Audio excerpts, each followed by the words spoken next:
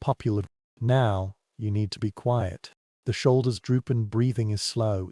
Tonight we traverse 1,000 years, through the grey curtain of time, and enter a world where winter is not a season but a survival test written in frost and shadows. We are now traveling back to the late Paleolithic period, approximately 15,000 years ago. Go to a place where humans live, where they are oppressed by the cold edge of survival, create warmth with stones and embers, build cozy little rebellions, and fight against the howling darkness. Imagine that you are away from the glow of the screen, from the hum of modern heating systems, and from the sunrise that is sure to come tomorrow. Imagine such a scene: undulating tundra, cracked permafrost beneath your feet, and sparse multi-minus jointed birch forest blown down by the wind. The sky was a pale, boundless grey. Snowflakes drifted quietly across the open plain. Somewhere, hidden on a rock that emerged from the ground, thin and precious smoke rose from the shelter built by human hands. Wisdom and desperate hope. This is not a story about a hero or a king. This is a story of daily survival. Fingers are cracked and bleeding. Breathing is murky in the cold air, and some small innovations continue from one cold night to the next. This is a story about how our ancestors whispered warmth to the soil and rocks. How did they live between ice and embers? The house they built was neither grand nor beautiful, but the only thing that mattered was comfort. They endured the cold long enough for their lives to continue. Before we fully embark on this quiet journey to understand the impact of winter on early humans in the northern world, I would like to ask you for a small favor. If you want to travel through time and space with me tonight, please give me a gentle thumbs up.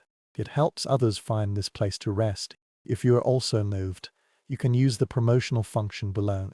It brings these soft spoken histories to more distant parts of the world, to those seeking the same gentle passage to sleep. Subscribe now, and you'll always be able to return to these late night trips. If you like, you can leave a comment. Tell me where you are now, what time is surrounding you.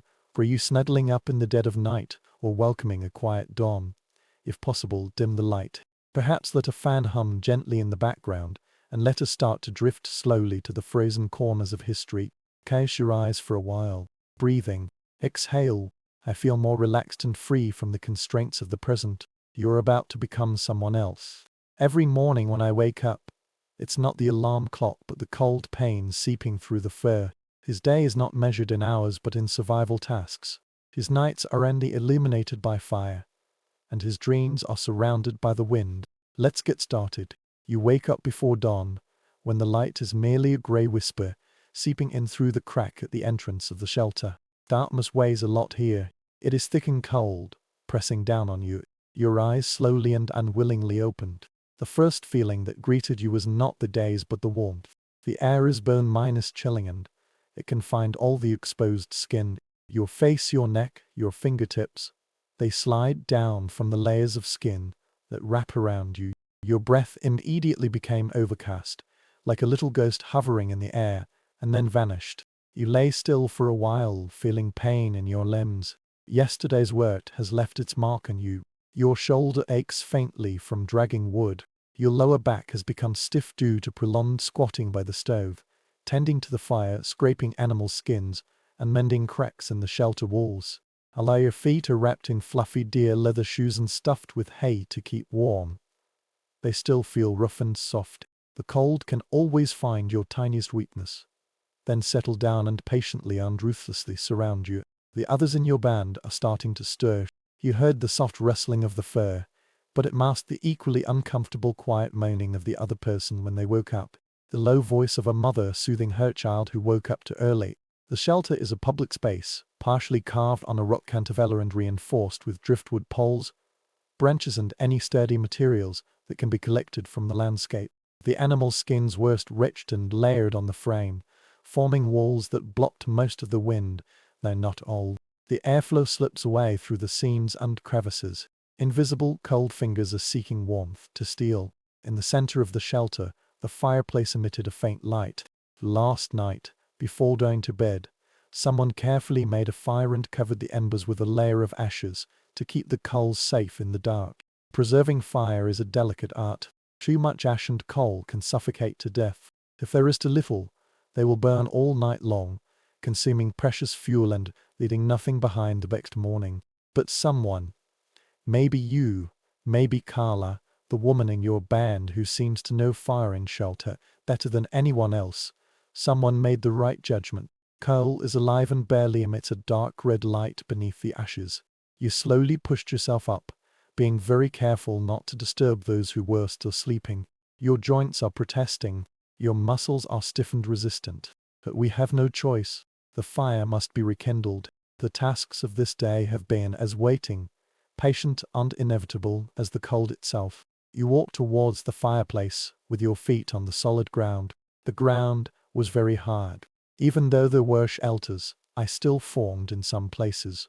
The animal skins were spread on the ground to create a softer surface, but they could hardly insulate the deep cold radiating up from below. Near the fireplace, the land dried by months of fire is warmer. This is the most coveted sleeping space. It is occupied by the oldest members, by those whose bodies cannot generate enough heat on their own, and by those who are short and will soon lose heat. You kneel by the fireplace and start the morning ritual. You carefully brushed away some of the ashes with your hand, revealing the coal beneath. They emit a brighter light in the air, a deep orange minus red, representing potential. You reached out for something to start the fire: small twigs, dry grass, and strips of birch bark peeled like paper. Just a little flame would catch fire. You've been collecting these materials for several days, stockpiling the driest and most flammable things just for such moments. You carefully place them on the coal and tilt them into a small cone shape to allow a circulation. Then wait for a while. Nothing will happen. The thing that started the fire was motionless there. You can't breathe. If the fire goes out and the coal fades too much at night, the consequences will spread to the outside. It is possible to reignite the fire without coal. He used friction before, hitting pyrite with flint to turn the sparks into fluff. But this is very laborious, time-consuming, and not always successful. Fire is life. Without it, the shelter would turn into a windbreak. Without it, food cannot be cooked thoroughly. Mortar cannot melt, so the cold has undoubtedly entered here. But then a wisp of smoke rose. The edge of the fire began to turn black. A tiny flame smaller than your fingernail flickers with life. You exhaled gently, feeling a great sense of relief all over. Move closer, gently blow on the next flame. Infuse it with air and coax it to grow up. Its functions. The branch caught it. The bark was curled up and lit. It wasn't long before the fire broke out, small and stable. You start adding slightly larger wood chips and carefully build it layer by layer. Warmth began to spread almost immediately. This is neither a dramatic change nor the sudden heat wave you might have imagined. On the contrary, it is a slow, gentle comfort that pushes away the cold inch by inch. The air near the stove warms up first, followed by the air around the stove. In response, the shelter began to awaken. Others, attracted by the light and warmth, gathered around the fire, stood up to drive away the coldness that had seeped into their bones all night. Use it on your heels and look around. The interior of the shelter was dim, with only fire and the faint grey light seeping in through the entrance. The walls are made of various materials, such as deerskin, bison skin and small animal skins, which are stretched and tied to the frame with gauze. In some places, you can see that the crevices are filled with moss, soil or clay mixed with animal fat. These patches were made by you and are the result of your constant vigilance and fixes. Wind can find every weakness. The snow melted and seeped out from the crevices.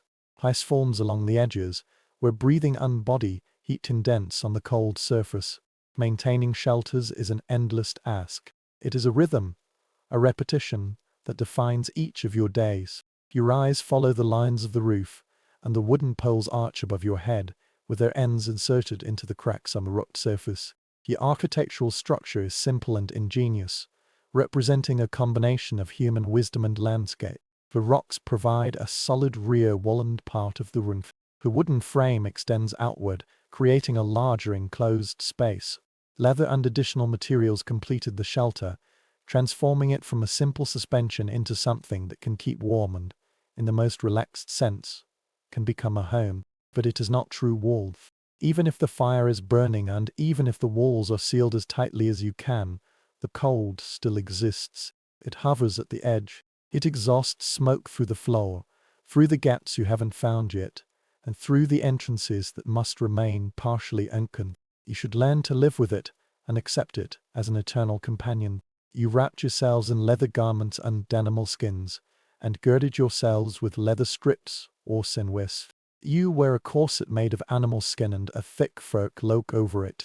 Your legs are wrapped up and your head is often wrapped up, but the cold will still come in. It is patient but ruthless. As the fire grows stronger and stronger, you shift your focus to the tasks of the day. There is always work to do. There is. The pace of survival is endless. Every sunrise, every season, and every breath is a cycle. Today, as on most days, you need to collect fuel. The fire is consuming wood at an astonishing rate. The wood you collected yesterday has decreased. You need to venture into the scenery, into the wind and snow to seek more. But first, there are other tasks. You inspect the walls and feel your way through the seams with your hands, looking for any flow through. You can find one on the northern edge where the wind comes most frequently. A small slit was made in the animal skin, at the place where it was slightly pulled apart from the binding. You take a tendon and a bone needle, a tool you make or trade yourself, and you start to repair the seam. Your fingers are stiff and clumsy in the cold, and your work is slow, but you insisted. You pass the needle through the thick leather, tighten the tendon and pull the edges together. When you're done, wrap the seams with a mixture of moss and animal fat from a seal that can last at least for a while. Nearby Kara is also doing similar work. Although it was very cold, her hands were still steady. Kala is probably about 30 years old, but no one can calculate it accurately.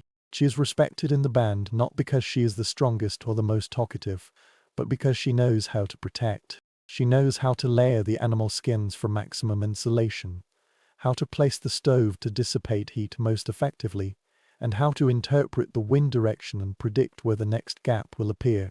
You have learned a lot from observing her, from listening to her talk, and from the way she handles problems calmly, systematically and patiently. She glanced at you and nodded slightly to express her gratitude. You nodded in response. Knowing that you are not alone in the continuous struggle against the cold, sharing the labor is a kind of comfort. The others in the band are now awake too, getting up from where they slept, stretching their stiff limbs and walking towards the fire. The children crowded around their mother. An old man with sparse white hair was sitting by the stove, his shoulders covered with a skin, coughing gently. His breathing sounded cold as cruel to both the elderly and children.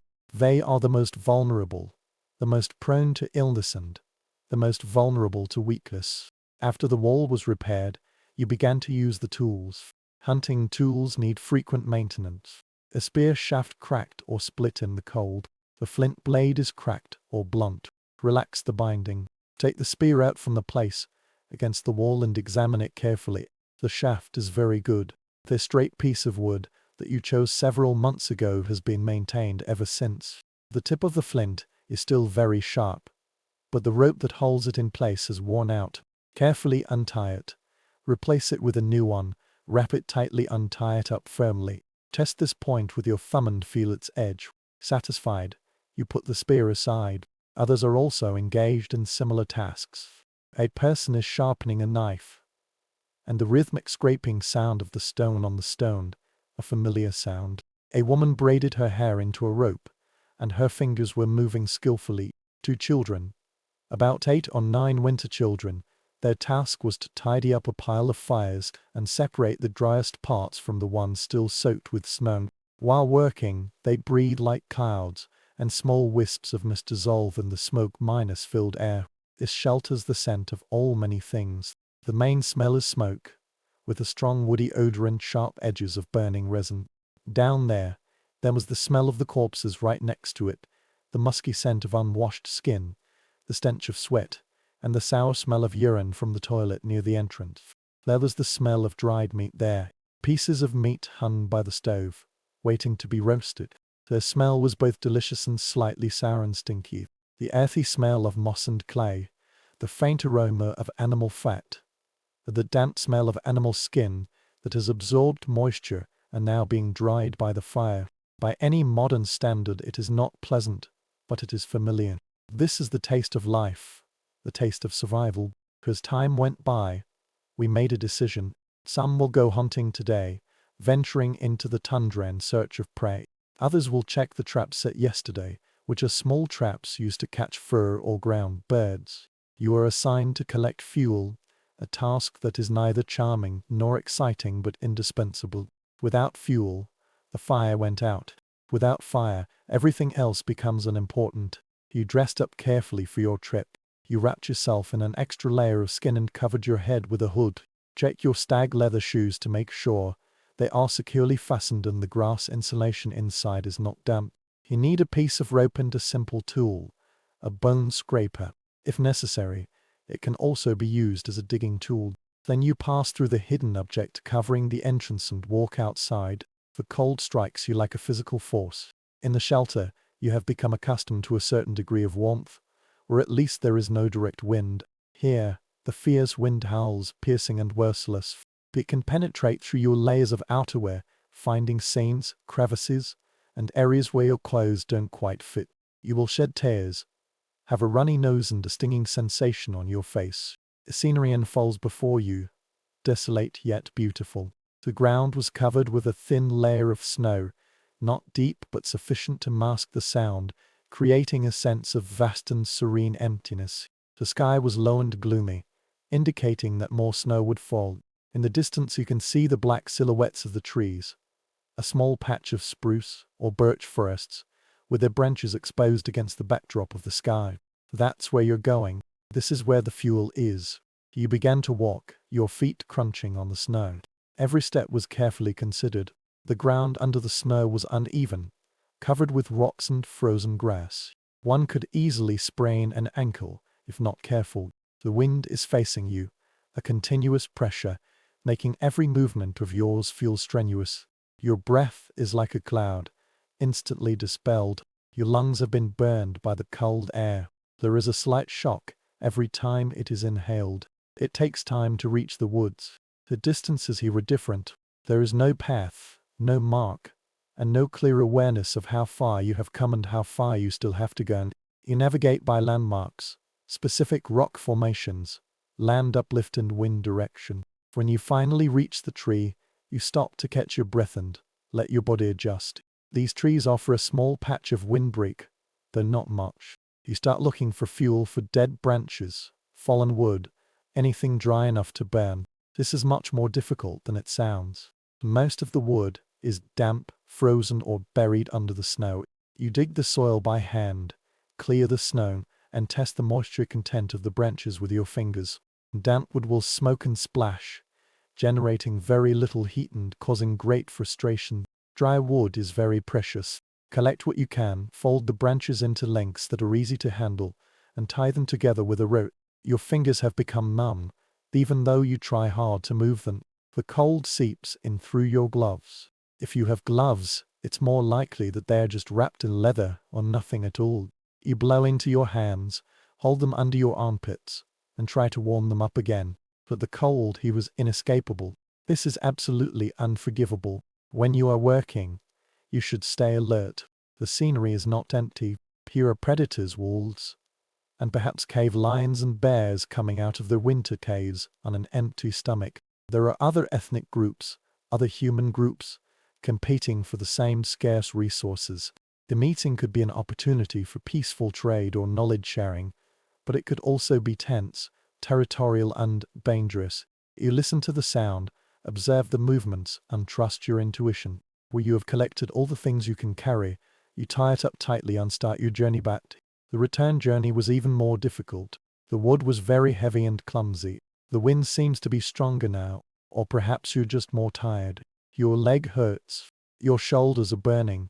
But you keep going step by step because you know the fire must be ignited and kept warm. Your survival depends on this simple and repetitive task. When you finally pushed open the entrance of the shelter, the warm feeling inside was like a blessing. It's not true warmth, nor is it the standard of comfort, but compared with the bone-minus chilling cold outside, it's paradise. You threw that bundle of firewood by the stove, your arms trembling with fatigue. Someone whispered thank you. Another person took several pieces and threw them into the fire. The flame is getting brighter and brighter. The temperature has only increased a little. Use it down by the stove and let the heat wash over you. Your face feels a sharp pain when firing. When the sensation returns, your fingers hurt. Close your eyes for a while, just breathe, just rest. But the rest is short. There are always more things to do. There will be different tasks in the afternoon. You help deal with a small animal caught in a trap, with just one hair, and its body is still warm. You carefully peeled it and kept the skin for future use. The meat was distributed to everyone, with each person getting a small portion. You put your meat beside the fire to roast, string it on a sharpened stick, and watch the meat turn brown, fat drip down and sizzle. This smell is intoxicating. Your stomach is tense with hunger. You haven't eaten anything since yesterday, and that meal was very little. You also need to fetch water, or more precisely, you also need to fetch snow and ice. There is a small pile of things collected earlier near the entrance. You take a large piece of ice and then place it in a hollowed minus-out stone near the fireplace. It slowly melts the ice, and then you collect the water in a container made of tree bark or a washed bladder. Water must be heated before drinking. Cold water will cool your core and there is always a risk of contamination. You wait until the water evaporates slowly, then take a small sip to warm you up from the inside. All day long, you go back to the wall, check the seams and wrap the insulation materials. Carla suggested adopting a new approach to the north wall where the penetrating wind is most severe. She suggested layering the leather to create an air gap between the leathers. She said that the trapped air would provide additional insulation. This is an experiment, but you trust her judgment. Work together to bring about changes, reposition the hidden parts, add support rods and adjust the frame. This is a slow and meticulous task, but when you finish it, you can feel the difference. The water intake has decreased. The area and air that wall feels a little warmer. When day turns to dusk, the light outside becomes dimmed, then completely vanishes. In the shelter, fire is the only source of light. The shadow danced on the wall, flickering and moving with each movement of the flame. People gathered together, attracted by warmth and light. The conversation began in a gentle and low voice. People tell stories about past hunts, about their ancestors, about this land and its soul. The children listened with wide eyes, their faces shining in the firelight. You sit quietly and listen. Your body aches due to the fatigue accumulated throughout the day. Your hands hurt very much and your feet hurt very much. But the work you do gives you a sense of calm satisfaction. Because you know the shelter is a little warmer, the fire will burn until night, and your band is safe now. Ultimately, these conversations vanished.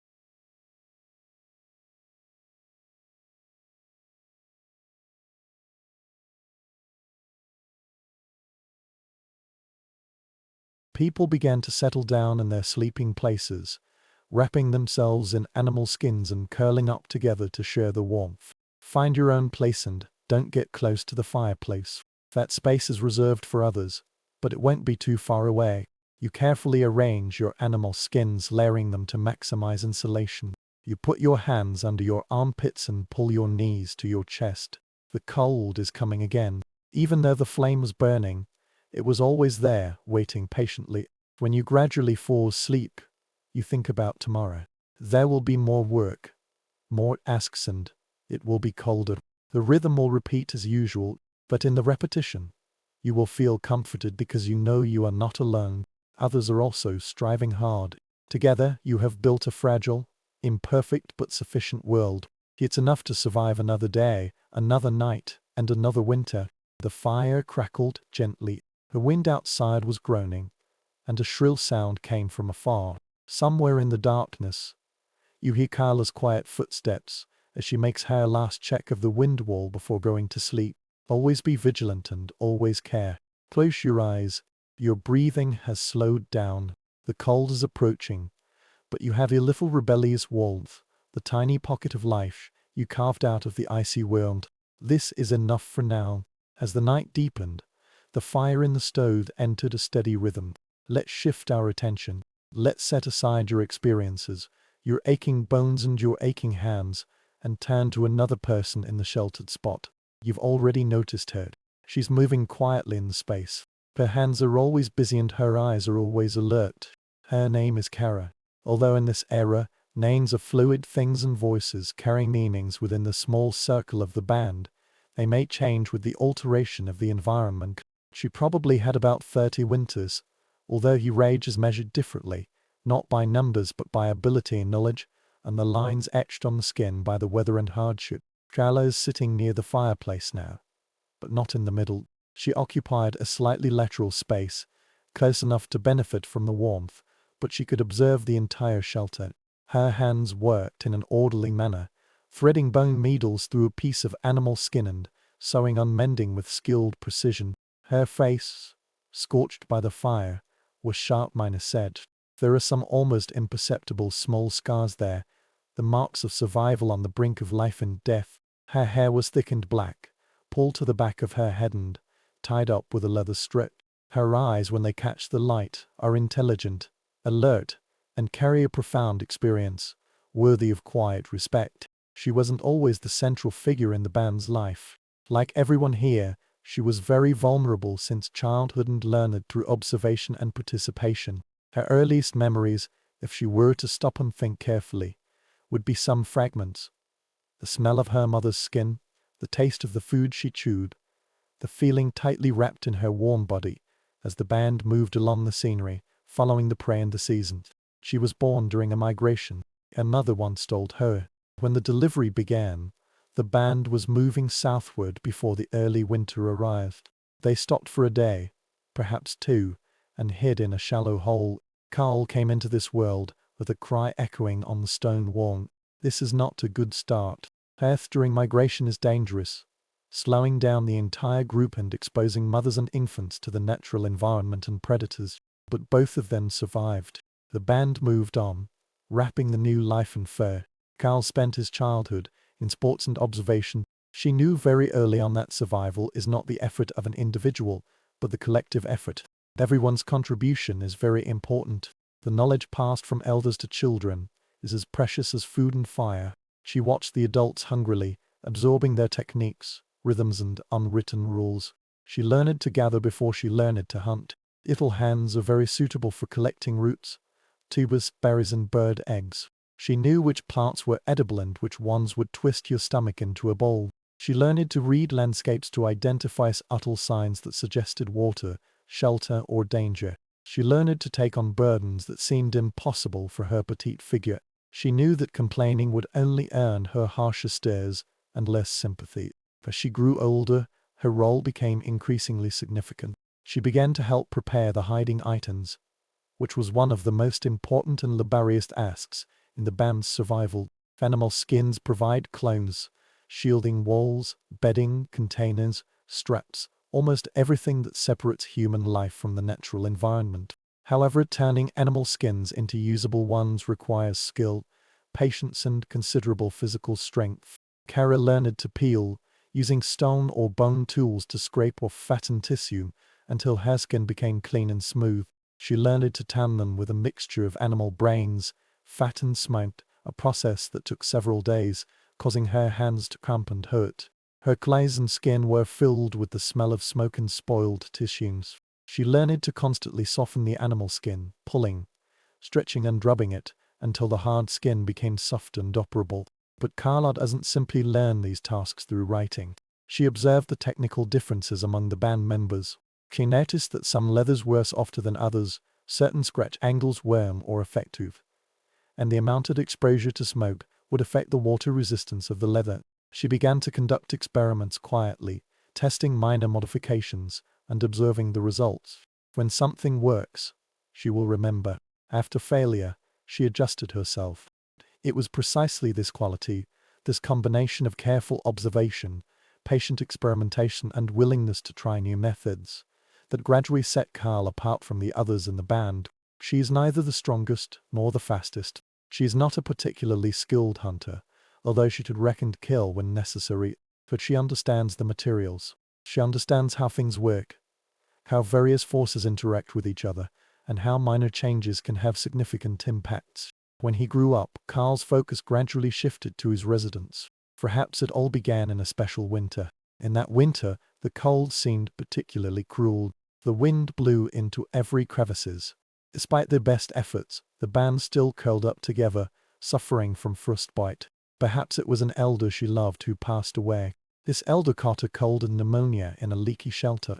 No matter what the catalyst was, Kyla began to be obsessed with the problem of how to make the residence warmer, safer and more resistant to the merciless cold, wind and chill. She studied the shelters they occupied, including natural caves and overhangs, as well as architectural expansions that expanded living space. She noticed where the smoke was discharging well and where it was rising dangerously. She observed how the heat from the fireplace was distributed throughout the space, warming some areas while keeping others cold. She noticed the places where moisture condensed and dripped, the places where air entered, and the places where structural supports weakened or failed. Then she began to offer suggestions, initially some small ones, such as adjusting the angle of the leather wall, repositioning the support rods, and trying to use different materials for the ceiling gaps. Some people in the band took her advice, while others dismissed her ideas with disdain. They preferred the established methods and were skeptical about change. But Carla persisted. When her renovations brought about obvious improvements, such as a warmer sleeping area, an indoor space with less smoke, and a wall that could withstand storms, people began to pay attention. The winter that truly made Carl famous was so cruel that it was unforgettable. It came very early, howling from the north, accompanied by bone-chilling wind and bone-chilling heat. The band settled down in a familiar rock shelter, the place where they had lived in the previous winters. As usual, they got ready, gathering fuel, processing food and sealing the walls. But this winter is different. This winter has tested every hypothesis, every skill, and every bit of accumulated wisdom. The first storm came without warning. At this moment, the sky is still gloomy and cold. The next second, the snow was so thick that it was almost invisible when you reached out your hand. A fierce wind howled up, pounding violently against the shelter, causing the walls of the shelter to crackle and make a thunderous sound. Inside, people were huddled together, their faces tense with fear. Suddenly, it seemed that the wind blowing from all directions had extinguished the fire. Carla moved away immediately. While others were stunned in uncertainty, she assessed the situation with quick calculations. The north wall is collapsing. The wind pressure loosens several ties, causing the animal skins to curl inward, mixed with gusts of snow and cold air. Under normal circumstances, the position of the smoke exhaust hole is used for smoke discharge, but now it has become an entrance, blowing the wind into the shelter. She shouted for help loudly, and her voice burst to the howling of the fierce wind. 2 young members of the band responded and walked up to her. They fought together to defend the northern wall, inserting new wooden stakes into the frozen ground, tightening the ropes with their quickly numb hands, and filling the cracks with any material at hand minus moss, clay, animal skin strips, and even snow that could freeze into temporary seals. But reinforcing this wall is not enough. The smoke exhaust hole remains a problem. Under normal circumstances, this is necessary. Without it, the smoke rising from the fireplace would fill the refuge, making it difficult for people to breathe and causing their eyes to burn. But in this storm, the wind blows down from above, which is a burden. Carla made a decision. She grabbed a spare piece of skin and, with the help of her companion, tied to a part of the cave entrance. Although it cannot completely suffocate them, it is sufficient to change the direct wind pressure and the direction of the airflow. It hardly works. The wind in the shelter weakened. The fire has stabilized and begun to recover. Although the danger had not yet passed, people's breathing was still a little easier. Throughout the night, Carla and others took turns supervising the repair, adjustment, reinforcement, and responding to every new threat that emerged. The storm raged for 2 days, and its merciless attack tested the integrity of the shelter. When it was finally over, the band came out, exhausted but still alive. The scenery outside has changed. The familiar landmarks were buried under the snow, the wooden garages were scattered or buried, and the cold became deep and penetrating, which would last for several weeks. But inside the shelter, Carl's quick response and improvements prevented the disaster from happening. The fire hasn't gone out yet. The city wall can still hold up. No one was frozen. In the following days, As the band Rain Ines examined their situation, people's perception of Kara quietly changed. Respect always exists, but now there is more. Her fundamental value has been recognized, and her knowledge and instincts are crucial to the collective survival. When people need to make a decision about a shelter, she is the first one that comes to their mind. When she put forward suggestions for revision, her opinions carried considerable weight. But Kara's life is not solely determined by crises and innovations. She is also a person with emotional connections, which have supported her through difficult times. There was also Tasha, a young woman of about 15 years old, who began to pay as much attention to Kara as Kara once did to her own teacher. Tasha wants to learn about animal skins, about shelters, and about all the knowledge that Kara has accumulated. Kara found her own reflection in the young woman's enthusiasm and thus took her as an apprentice. They often worked side by side. Kara demonstrated the technique, and Tasha watched undimitated from the side. Kara is patient and strict, correcting mistakes, but also encouraging experiments. She not only taught Tasha what to do, but also how to think, how to observe and how to question assumptions. The relationship is not entirely maternal.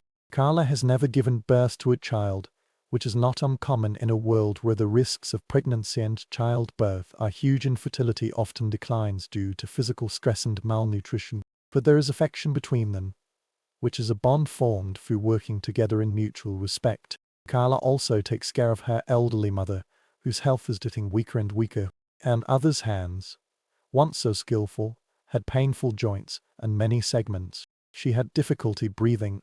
Despite her efforts to ensure she got enough food, she still became thinner. Kara made sure that her mother was wrapped in the thickest fur and sleeping in the warmest place by the stern. She carefully prepared the food, softened the hard meat and crushed the roots and stems to ensure that her mother could eat it, even if her teeth fell out. This was a quiet and complaint-free job, but it added to Kara's burden. There was also a man named Darren, and Kara established a quiet partnership with him. Unlike some couples who formally unite, their relationship lacks the intensity of passionate romance, but there is comfort between them. This shared understanding stems from years of close living. They cooperate very well. On cold nights, they slept together and could share warmth without saying a word. While others are asleep, they whisper their worries and hopes. This is an equal partnership, simple yet lasting. However, despite these relationships and despite the respect she has earned, Kara still bears a personal burden. Her memory of failure is as clear as that of success, of collapsed shelters, of ineffective innovations, and of those she cannot save. A few years ago, a child died in an especially harsh winter. Kara tried every possible way to keep the small house warm enough, but was still defeated by the cold. That memory haunted her, guiding her to constantly improve and keep seeking better methods. She also felt the heavy pressure of expectations. Since people rely on her knowledge, she cannot fail. Every winter is a test, and there is very little room for error. She knew that a major mistake, a disastrous failure of the shelter, could result in the loss of life and erode the trust she had built up. The responsibility has fallen on her shoulders and has always accompanied her work. As winter deepened, this group of people adapted to the routine of survival. Tara continued her quiet innovation. She proposed rearranging the indoor sleep schedule, creating hot zones, grouping people according to their heat production capacity, placing the elderly and the young closest to the fireplace, and putting the adults in a surrounding circle so that they could benefit from the overall warmth. It can also contribute to the overall warmth. She experimented with insulating stones, placed them beside the fire until they were fully heated, then wrapped them in leather and put them in the sleeping area to let them release heat at night. She is also committed to improving the fireplace itself. The current structure allows too much heat to escape upwards without adequately heating the surrounding space. Kara suggested building a low stone wall around part of the fireplace, not completely enclosing it, but creating a partial barrier to reflect heat outward while still allowing smoke to rise.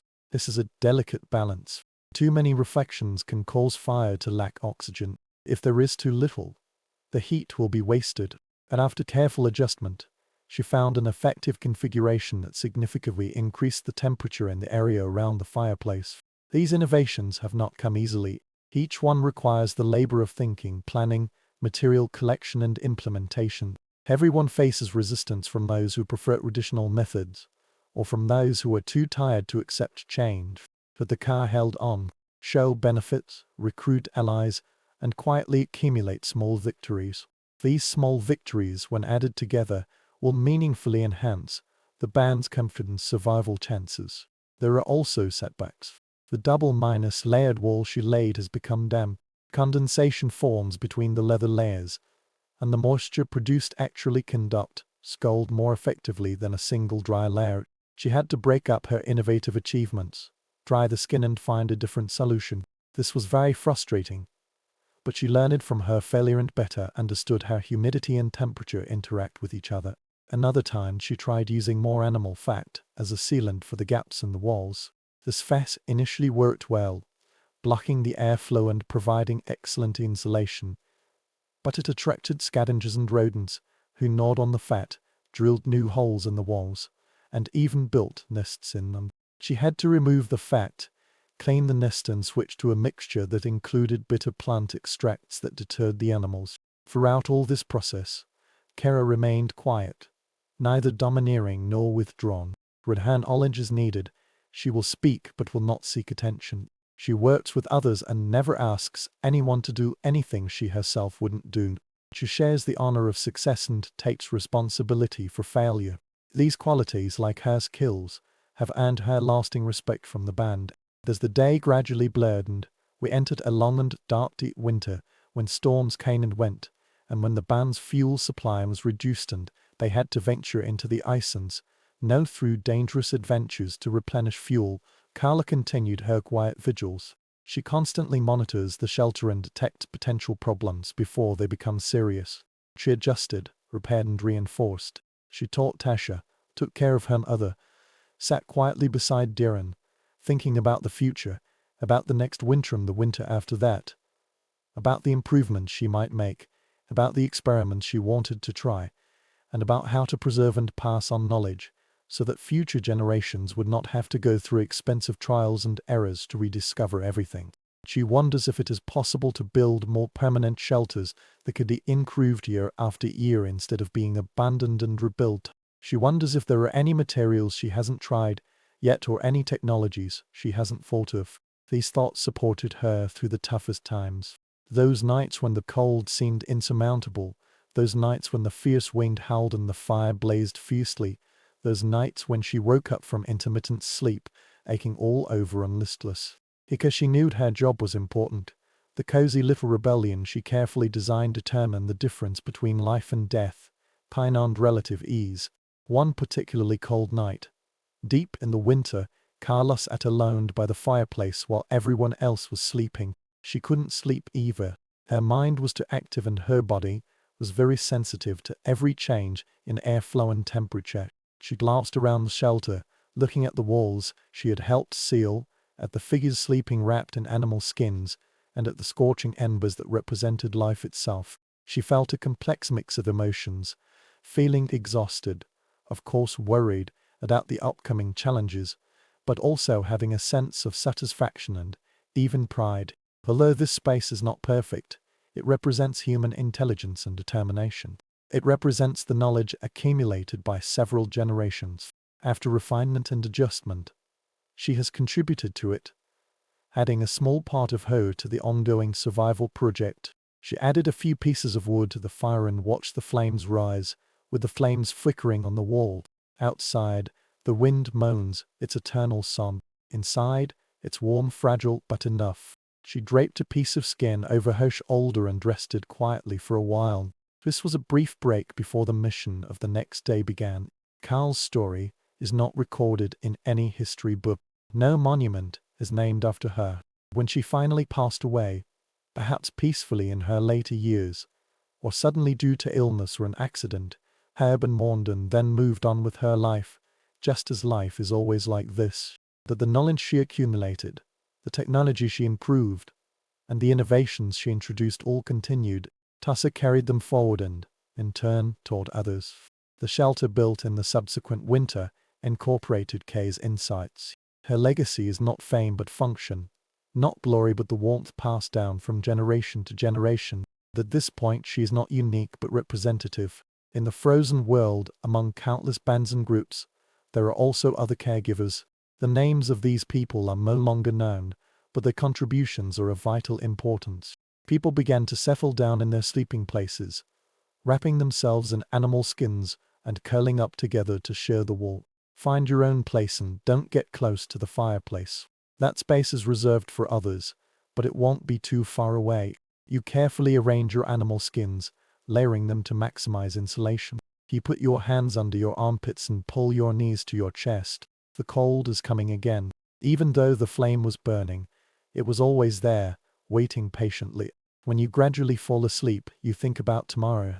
There will be more work, more tasks, and it will be colder. The rhythm will repeat as usual, but in the repetition, you will feel comforted because you know you are not alone. Others are also striving hard. Together, you have built a fragile, imperfect but sufficient world. It's enough to survive another day, another night, and another winter. The fire crackled gently. A wind outside was groaning, and a shrill sound came from afar. Somewhere in the darkness, you hear Carla's quiet footsteps as she makes her last check of the wind wall before going to sleep. Always be vigilant and always care. Close your eyes. Your breathing has slowed down. The cold is approaching, but you have your little rebellious warmth, the tiny pocket of life you carved out of the icy world. This is enough for now. As the night deepened, the fire in the stove entered a steady rhythm. Let's shift our attention. Let's set aside your experiences, your aching bones and your aching hands, and turn to another person in the sheltered spot. You've already noticed her. She's moving quietly in the space. Her hands are always busy and her eyes are always alert. Her name is Kara. Although in this era, names are fluid things and voices carry meanings within the small circle of the band. They may change with the alteration of the environment. She probably had about 30 winters, although her age is measured differently, not by numbers, but by ability, knowledge, and the lines etched on the skin by the weather and hardship. Carla is sitting near the fireplace now, but not in the middle. She occupied a slightly lateral space, close enough to benefit from the warmth, but she could observe the entire shelter. Her hands worked in an orderly manner, threading bone needles through a piece of animal skin and sewing and mending with skilled precision. Her face, scorched by the fire, was sharp minus-edged. There are some almost imperceptible small scars there, the marks of survival on the brink of life and death.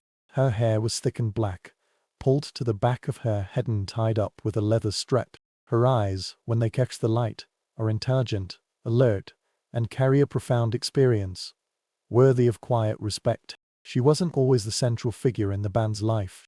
Like everyone here, she was very vulnerable since childhood and learned through observation and participation. Her earliest memories, if she were to stop and think carefully, would be some fragments. The smell of her mother's skin, the taste of the food she chewed, the feeling tightly wrapped in her warm body as the band moved along the scenery, following the prey and the seasons. She was born during a migration. Her mother once told her, when the delivery began, the band was moving southward before the early winter arrived. They stopped for a day, perhaps two, and hid in a shallow hole. Carl came into this world, with a cry echoing on the stone wall. This is not a good start. Birth during migration is dangerous, slowing down the entire group and exposing mothers and infants to the natural environment and predators. But both of them survived. The band moved on, wrapping the new life in fur. Carl spent his childhood in sports and observation. She knew very early on that survival is not the effort of an individual, but the collective effort. Everyone's contribution is very important. The knowledge passed from elders to children is as precious as food and fire. She watched the adults hungrily, absorbing their techniques, rhythms and unwritten rules. She learned to gather before she learned to hunt. Little hands are very suitable for collecting roots, tubers, berries and bird eggs. She knew which plants were edible and which ones would twist your stomach into a ball. She learned to read landscapes to identify subtle signs that suggested water, shelter, or danger. She learned to take on burdens that seemed impossible for her petite figure. She knew that complaining would only earn her harsher stares and less sympathy. As she grew older, her role became increasingly significant. She began to help prepare the hiding items, which was one of the most important and the buriest asks in the band's survival.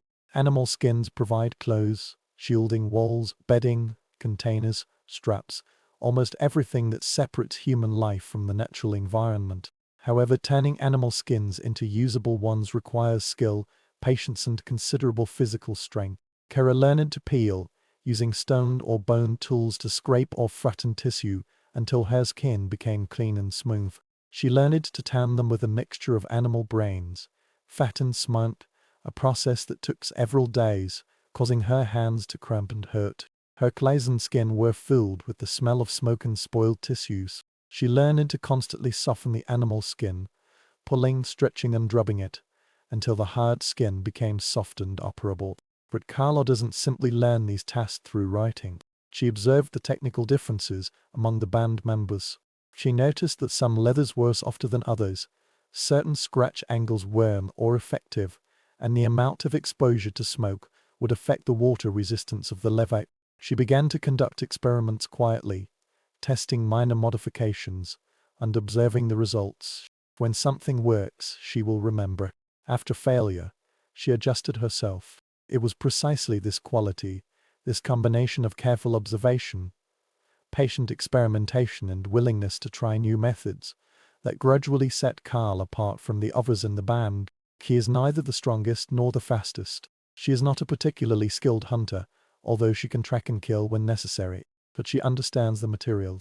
She understands how things work, how various forces interact with each other, and how minor changes can have significant impacts. When he grew up, Carl's focus gradually shifted to his residence. Perhaps it all began in a special winter.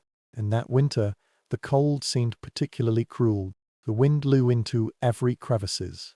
Despite their best efforts, the band still curled up together, suffering from frostbite. Perhaps it was an elder she loved who passed away. This elder caught a cold and pneumonia in a leaky shelter. No matter what the catalyst was, Carla began to be obsessed with the problem of how to make the residence warmer, safer, and more resistant to the merciless cold wind and chill. She studied the shelters they occupied, including natural caves and overhangs, as well as architectural expansions that expanded living space. She noticed where the smoke was discharging well and where it was rising dangerously. She observed how the heat from the fireplace was distributed throughout the space, warming some areas while keeping others cold. She noticed the places where moisture condensed and dripped, the places where air entered, and the places where structural supports weakened or failed. Then she began to offer suggestions, initially some small ones, such as adjusting the angle of the leather wall, repositioning the support rods, and trying to use different materials for the ceiling gaps. Some people in the band took her advice, while others dismissed her ideas with disdain. They preferred the established methods and were skeptical about change, but Carla persisted. With her renovations brought about obvious improvements, such as a warmer sleeping area, an indoor space with less smoke, and a wall that could withstand storms. People began to pay attention. The winter that truly made Carl famous was so cruel that it was unforgettable. It came very early, howling from the north, accompanied by bone-chilling wind and bone-chilling heat. The band settled down in a familiar rock shelter, the place where they had lived in the previous winters. As usual, they got ready, gathering fuel, processing food, and sealing the walls. But this winter is different. This winter has tested every hypothesis, every skill, and every bit of accumulated wisdom. The first storm came without warning. At this moment, the sky is still gloomy and cold. The next second, the snow was so thick that it was almost invisible when you reached out your hand. A fierce wind howled up, pounding violently against the shelter, causing the walls of the shelter to crackle and make a thunderous sound. Inside, people were huddled together, their faces tense with fear. Suddenly, it seemed that the wind blowing from all directions had extinguished the fire. Carla moved away immediately. While others were stunned in uncertainty, she assessed the situation with quick calculations. The north wall is collapsing. The wind pressure loosened several ties, causing the animal skins to curl inward, mixed with gusts of snow and cold air. Under normal circumstances, The position of the smoke exhaust hole is used for smoke discharge, but now it has become an entrance, blowing the wind into the shelter. She shouted for help loudly, and her voice burst through the howling of the fierce wind. 2 young members of the band responded and walked up to her. They fought together to defend the northern wall, inserting new wooden stakes into the frozen ground, tightening the ropes with their quickly numb hands, and filling the cracks with any material at hand minus moss, clay, animal skin strips, and even snow that could freeze into temporary seals. But reinforcing this wall is not enough. The smoke exhaust hole remains a problem. Under normal circumstances, this is necessary. Without it, the smoke rising from the fireplace would fill the refuge, making it difficult for people to breathe and causing their eyes to burn. But in this storm, the wind blows down from above, which is a burden. Carla made a decision. She grabbed a spare piece of skin and, with the help of her companion, climbed to a part of the cave entrance. Although it cannot completely suffocate them, it is sufficient to change the direct wind pressure and the direction of the airflow. It hardly works. The wind in the shelter weakened. The fire has stabilized and begun to recover. Although the danger had not yet passed, people's breathing was still a little easier. Throughout the night, Carla and others took turns supervising the repair, adjustment, reinforcement, and responding to every new threat that emerged. The storm raged for 2 days, and its merciless attack tested the integrity of the shelter. When it was finally over, the band came out, exhausted but still alive. The scenery outside has changed. The familiar landmarks were buried under the snow, the wooden garages were scattered or buried, and the cold became deep and penetrating, which would last for several weeks. But inside the shelter, Carl's quick response and improvements prevented the disaster from happening. The fire hasn't gone out yet. The city wall can still hold up. No one was frozen. In the following days, as the band examined their situation, people's perception of Kara quietly changed. Respect always exists, but now there is more. Her fundamental value has been recognized, and her intelligent instincts are crucial to the collective survival. When people need to make a decision about a shelter, she is the first one that comes to their mind. When she put forward suggestions for revision, her opinions carried considerable weight. But Carl's life is not solely determined by crises and innovations. She is also a person with emotional connections, which have supported her through difficult times. There was also Tasha, a young woman of about 15 years old, who began to pay as much attention to Carl as Carla once did to her own teacher. Tasha wants to learn about animal skins, about shelters, and about all the knowledge that Kara has accumulated. Shara found her own reflection in the young woman's enthusiasm and thus took her as an apprentice. They often work side by side. Kara demonstrated the technique, and Tasha watched undimitated from the side. Carla is patient and strict, correcting mistakes but also encouraging experiments. She not only taught Tasha what to do, but also how to think, how to observe and how to question assumptions. Their relationship is not entirely maternal. Carla has never given birth to a child, which is not uncommon in a world where the risks of pregnancy and childbirth are huge. Infertility often declines due to physical stress and malnutrition, but there is affection between them, which is a bond formed through working together in mutual respect. Carla also takes care of her elderly mother, whose health is getting weaker and weaker. Her mother's hands, once so skillful, had painful joints and many segments. She had difficulty breathing. Despite her efforts to ensure she got enough food, she still became thinner.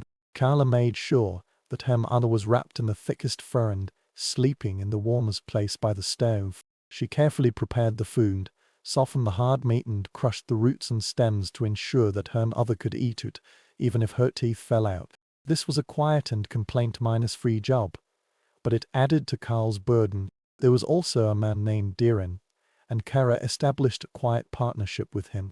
Unlike some couples who formally unite, their relationship lacks the intensity of passionate romance. But there is comfort between them. This shared understanding stems from years of close living. They cooperate very well. On cold nights, they slept together and could share warmth without saying a word. While others are asleep, they whisper their worries and hopes. This is an equal partnership, simple yet lasting. However, despite these relationships and despite the respect she has earned, Carla still bears a personal burden. Her memory of failure is as clear as that of success, of collapsed shelters, of ineffective innovations, and of those she cannot save. A few years ago, a child died in an especially harsh winter. Carla tried every possible way to keep the small house warm enough, but was still defeated by the cold. That memory haunted her, driving her to constantly improve and keep seeking better methods. She also felt the heavy pressure of expectations. Since people rely on her knowledge, she cannot fail. Every winter is a test, and there is very little room for error. She knew that a major mistake, a disastrous failure of the shelter, could result in the loss of life and erode the trust she had built up. The responsibility has fallen on her shoulders and has always accompanied her work. As winter deepened, this group of people adapted to the routine of survival. Tara continued her quiet innovation. She proposed rearranging the indoor sleep schedule, creating hot zones, grouping people according to their heat production capacity, placing the elderly and the young closest to the fireplace, and putting the adults in a surrounding circle so that they could benefit from the overall warmth. It can also contribute to the overall warmth. She experimented with insulating stones, placed them beside the fire until they were fully heated, then wrapped them in leather and put them in the sleeping area to let them release heat at night. She's also committed to improving the fireplace itself. The current structure allows too much heat to escape upwards without adequately heating the surrounding space. Carla suggested building a low stone wall around part of the fireplace, not completely enclosing it, but creating a partial barrier to reflect heat outward while still allowing smoke to rise. This is a delicate balance. Too many reflections can cause fire to lack oxygen. If there is too little, the heat will be wasted.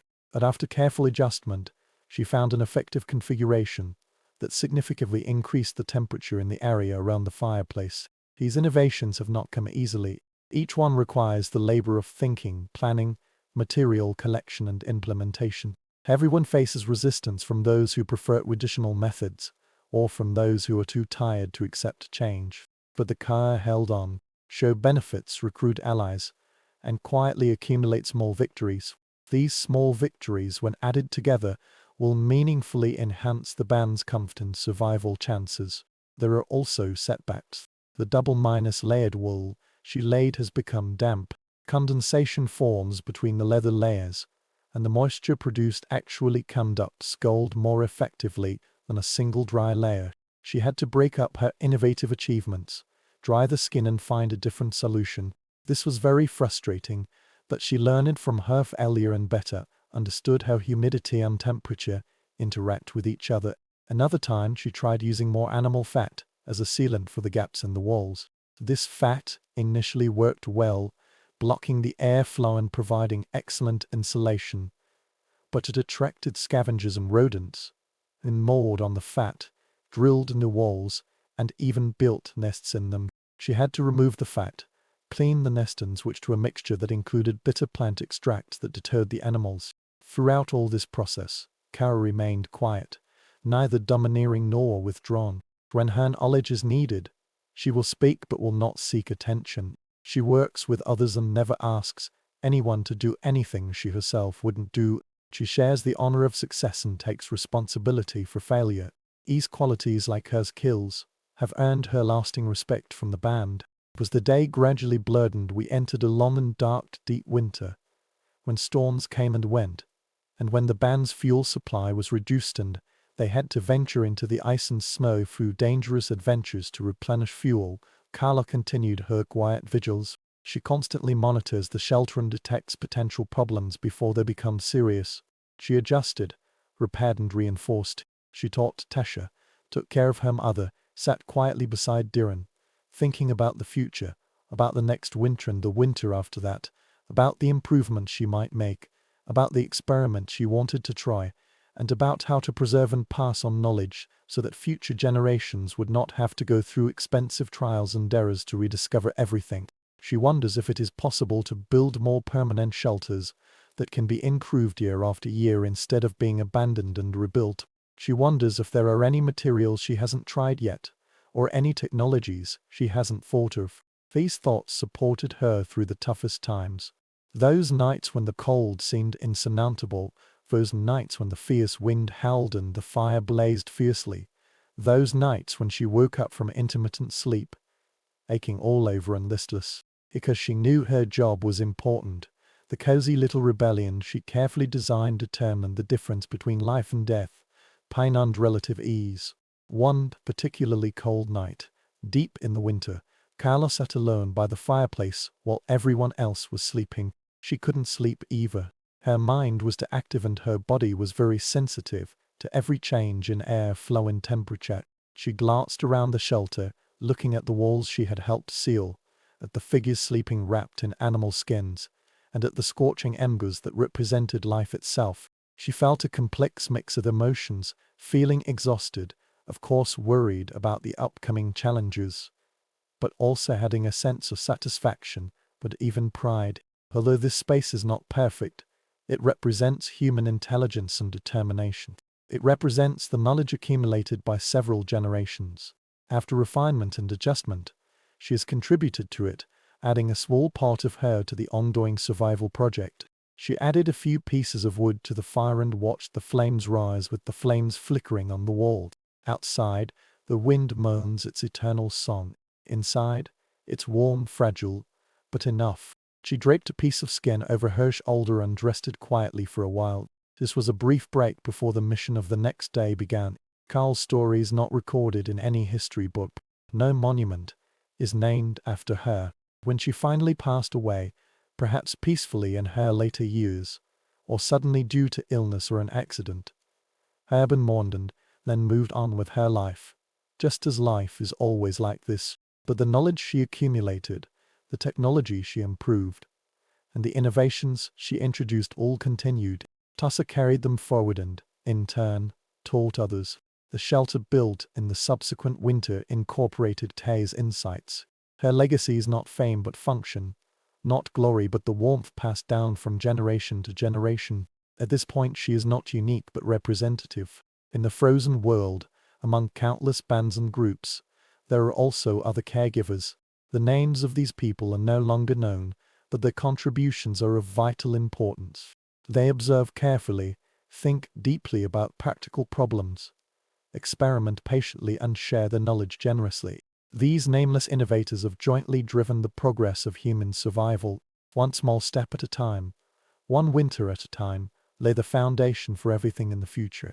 As the flames fade and the night deepens, and as you drift further in this ancient world, please remember Remember, progress does not always lead to dramatic breakthroughs, but is often accumulated through quiet persistence. Please remember that the warmth you take for granted today is the result of the efforts of countless people working in the cold and darkness.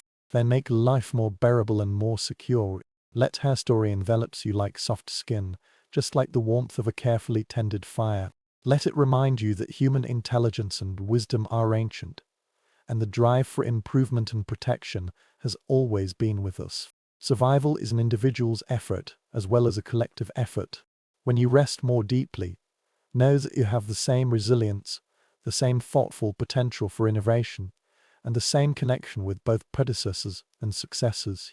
Now let's continue drifting. Let's step away from the direct warmth of human experience, from Kay's calloused hands and your cold breath, and enter a different space, a quieter space, a space where time accumulates layer by layer, where the past does not speak with sound, but with traces, fragments, with the subtle language of stones, soil and ashes. Imagine yourself standing at the entrance of an ancient cave, but not a person seeking shelter from the cold. On the contrary, you stand in the present, or perhaps the most recent past, as an archaeologist, a scientist, a person who reads the earth as if it were a text. The cave in front of you has been abandoned for thousands of years. Those who once called this place home have long left. Their bones have turned to dust and their voices have fallen silent, for they left something behind. It wasn't intentional. They didn't think of you, nor did they expect future investigators to pry into their lives. They just lived simply. In life, then mark the earth. The cave entrance yawns in front of you, dark and alluring. You walk in, your modern boots stepping on the land that has never been disturbed for thousands of years, your flashlight being pierced through the darkness, illuminating the walls blackened by ancient smoke and the floor with secrets hidden in the compression layer. The air is cold, but time still weighs heavily. You start to look, not casually but with full concentration, as if someone were seeking whispers, clues, or the faint echoes of human existence. What can a stone tell you? What can ashes reveal? How do you rebuild warmth from cold evidence, comfort from fragments, and life from silence? These are all issues that butt of archaeological investigations, and there are no simple answers to these questions. The past would not willingly hand over its secrets. It requires patience, careful observation, complex analysis, and a constant willingness to admit uncertainty. Let's start with the most obvious trace minus the fireplace. From Europe to Asia and then to the Americas, in almost every Paleolithic residence, the fireplace was the focus. It was not only a physical heat source and light source, but also the richest source of information in archaeology. A stove is not merely a place for fire to burn. This is a rewritten version, a layered record of countless fires, each leaving its mark in the ashes and charred materials, and each contributing to the accumulated story. When archaeologists excavate a fireplace, they are very careful and often clear the soil centimeter, recording every change in color, texture, and composition. The discoveries are seldom simple. There are layers of gray, white, gray, and black. Each color indicates a different combustion temperature and material. There are charcoal blocks, incompletely burned wood blocks, which can be identified as species, revealing which trees were available and what the ancients chose to burn. There were bones, sometimes fragments and sometimes intact enough to identify the eaten animal. Stones with thermal deformation have their surfaces crack and discolor due to repeated exposure to high temperatures. But apart from these obvious traces, there are even more subtle ones. Microscopic analysis of furnace deposits can reveal pollen grains, tiny fragments of plant materials, indicating what is growing nearby, what the climate is like, and perhaps even when certain fires are lit throughout the year. Chemical analysis can detect residues from fat, meat, and plant processing. These invisible traces tell stories that are invisible to the naked eye. The story of cooking food, the story of processing resources, and the story of organic materials on fire, but no visible traces were left. The structure of the fireplace reveals intention and understanding.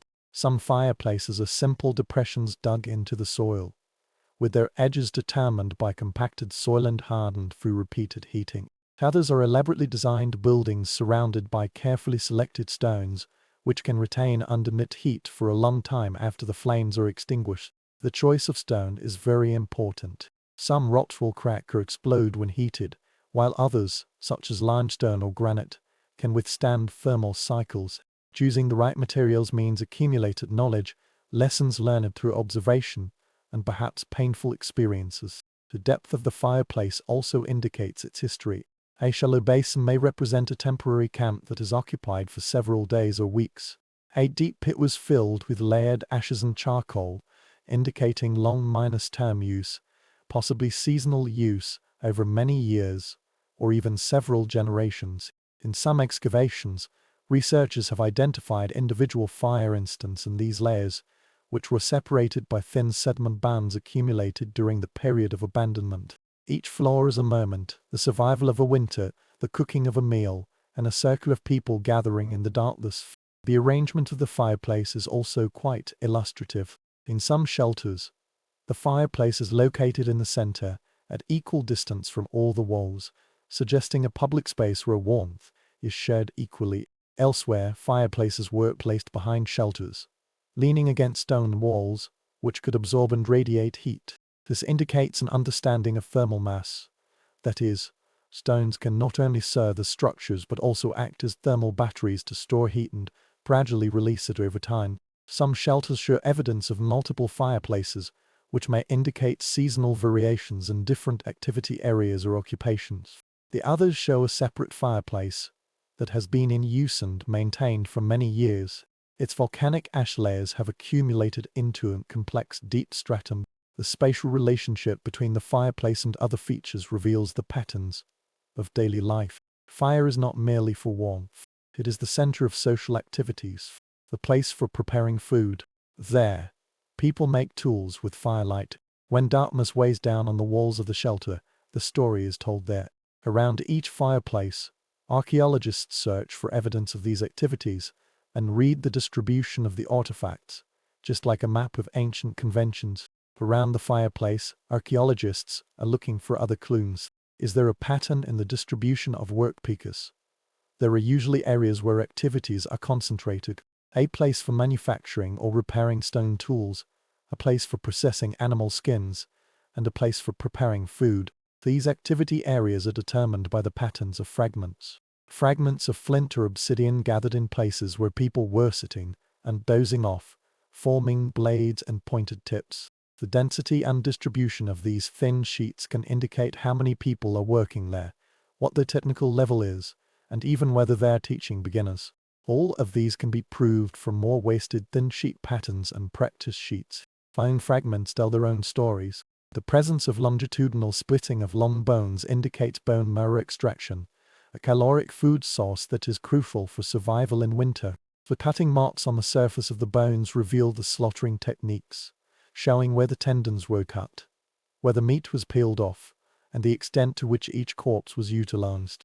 The animal types represented: reindeer, horses, bison, mammoths, illustrate hunting strategies and seasonal availability. The age distribution of animals, with many being young and a few being old, or a more even distribution, suggests how herds are selectively or opportunistic hunted. The worn patches on the floor indicate that people have sat or slept many times, and their bodies have squeezed and polished the earth. These areas usually contain high concentrations of tiny fragments, hair, skin cells, and textile fibers, all of which produce chemical characteristics that can be detected by modern analysis. Sometimes these sleeping areas may develop slight depressions due to night after night and year after year of physical stress. The positions of these areas relative to the furnace chamber are regular, close enough to keep warm, but also far enough to avoid smoke and overheating, usually along the wall, where the stones can offer some protection against the wind. From what about the refuge wall itself? What traces did they leave behind? This is where archaeology becomes more challenging and speculative. Organic materials such as animal skins, wooden plants rarely survive in archaeological records. They are corroded by bacteria and time, leaving almost nothing behind except under very special conditions. In permafrost regions, cold acts as a preservative, and archaeologists occasionally discover fragments of ancient textiles, leather, and even preserved food. These discoveries are all treasures, allowing us to catch a glimpse of materials that usually disappear. There was a remarkable discovery in Siberia, where some fragments of sewn leather were found.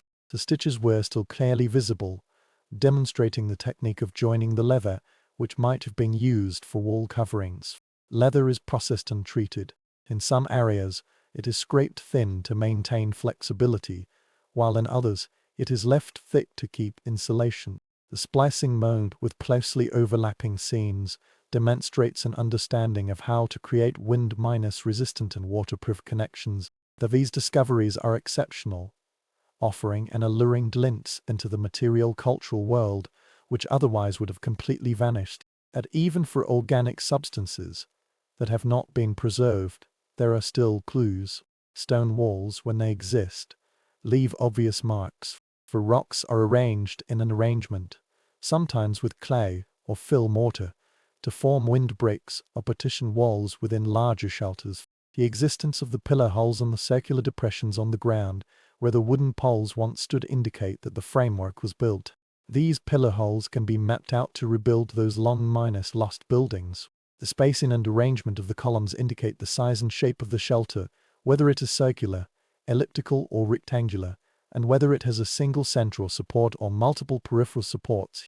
The diameter of the column holes reveals the size of the wood used. Small columns are used for lightweight frames covered with leather, while large columns are used for more robust structures that may support heavy roofs or multiple layers of insulation. The depth of these holes indicates the firmness with which the columns were anchored, whether they were driven into the ground or deliberately dug into pits and fixed with stones. Some column holes show evidence of repeated replacement, with the same position being used multiple times, indicating that the structure has been rebuilt or repaired with the same configuration over a long period of time. At some sites, archaeologists have discovered imprints on the ground. These subtle depressions or patterns indicate where the leather was nailed, where heavy objects were pressed against organic materials, and where the edges of the walls once rested. These negative spaces, these deficiencies, are as meaningful as their existence. They require imagination to explain and a willingness to see something that doesn't exist and reconstruct it based on the context.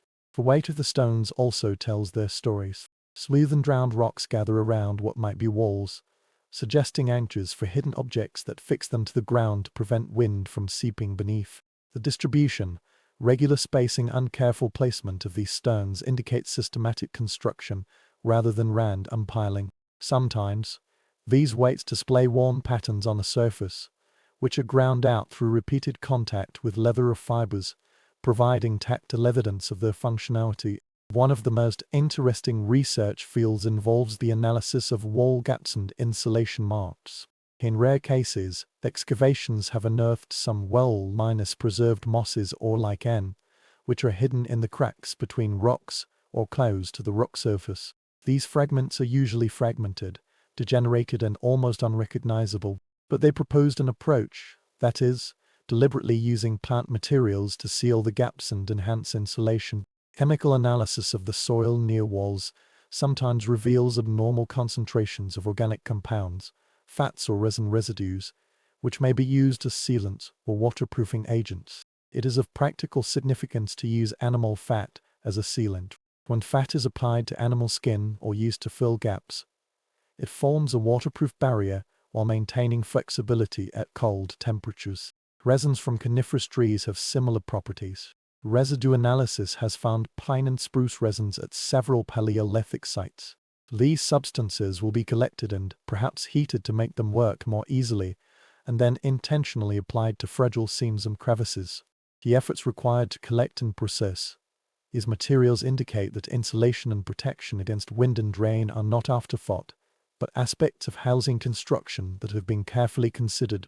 There are also issues with the structure of the foyer and entrance. Some archaeologists have proposed that people in the Paleolithic era have built entrance corridors or wing breaks, which were a small extension of the main refuge and could create a buffer zone to reduce penetrating winds and protect internal fires from the influence of wind.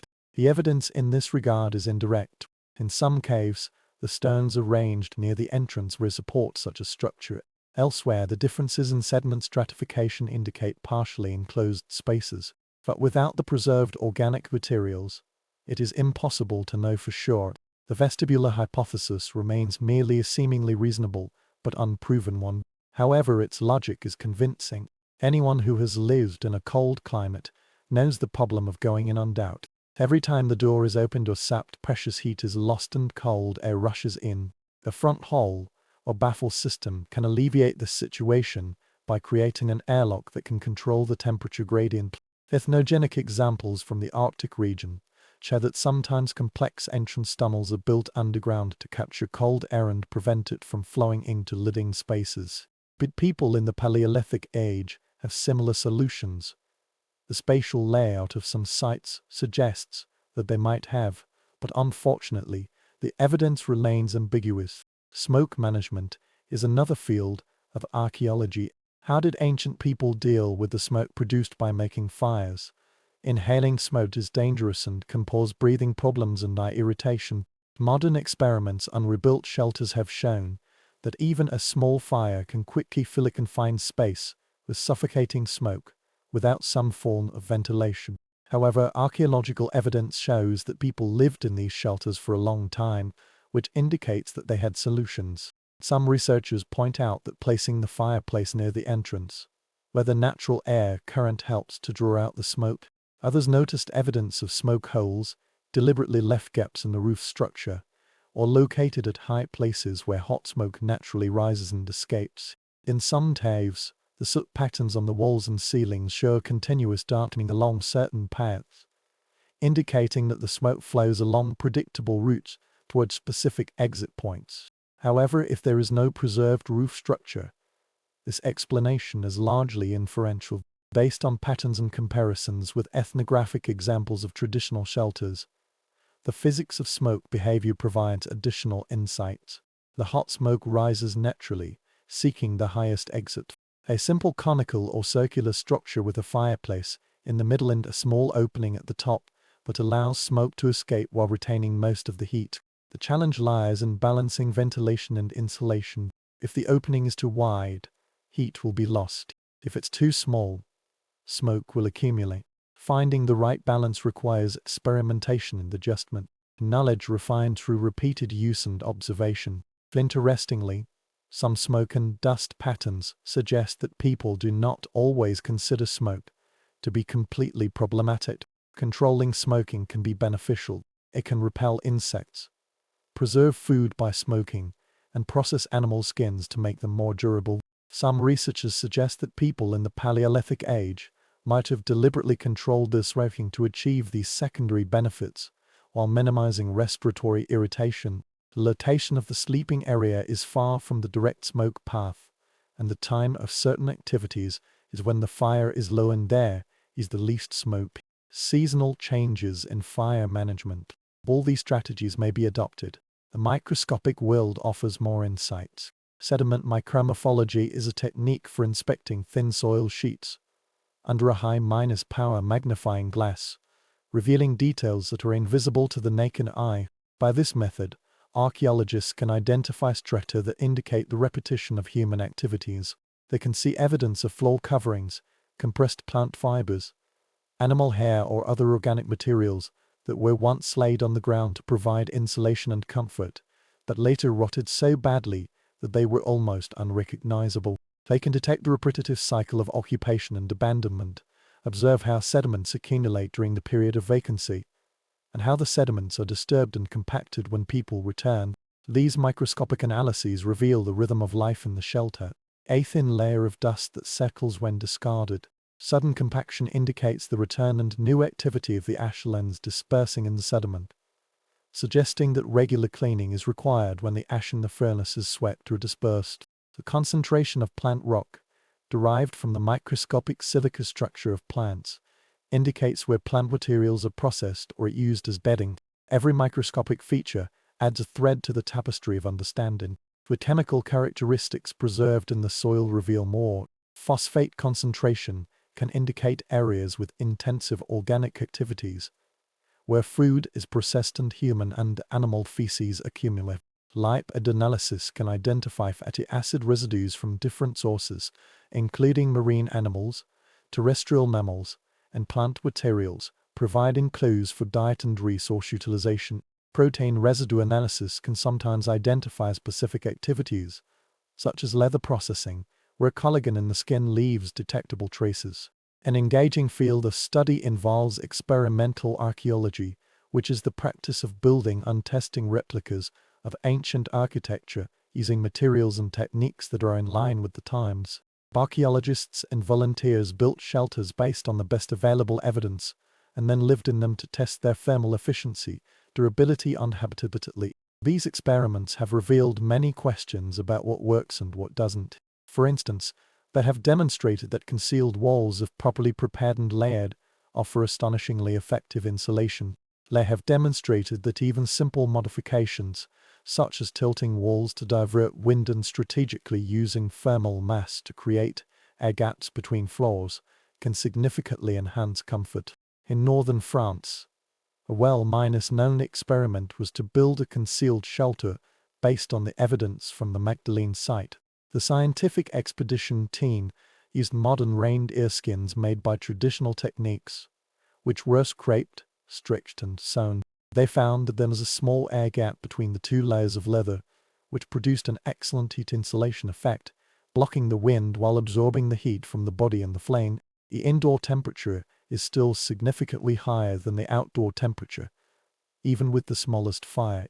However, they also discovered challenges.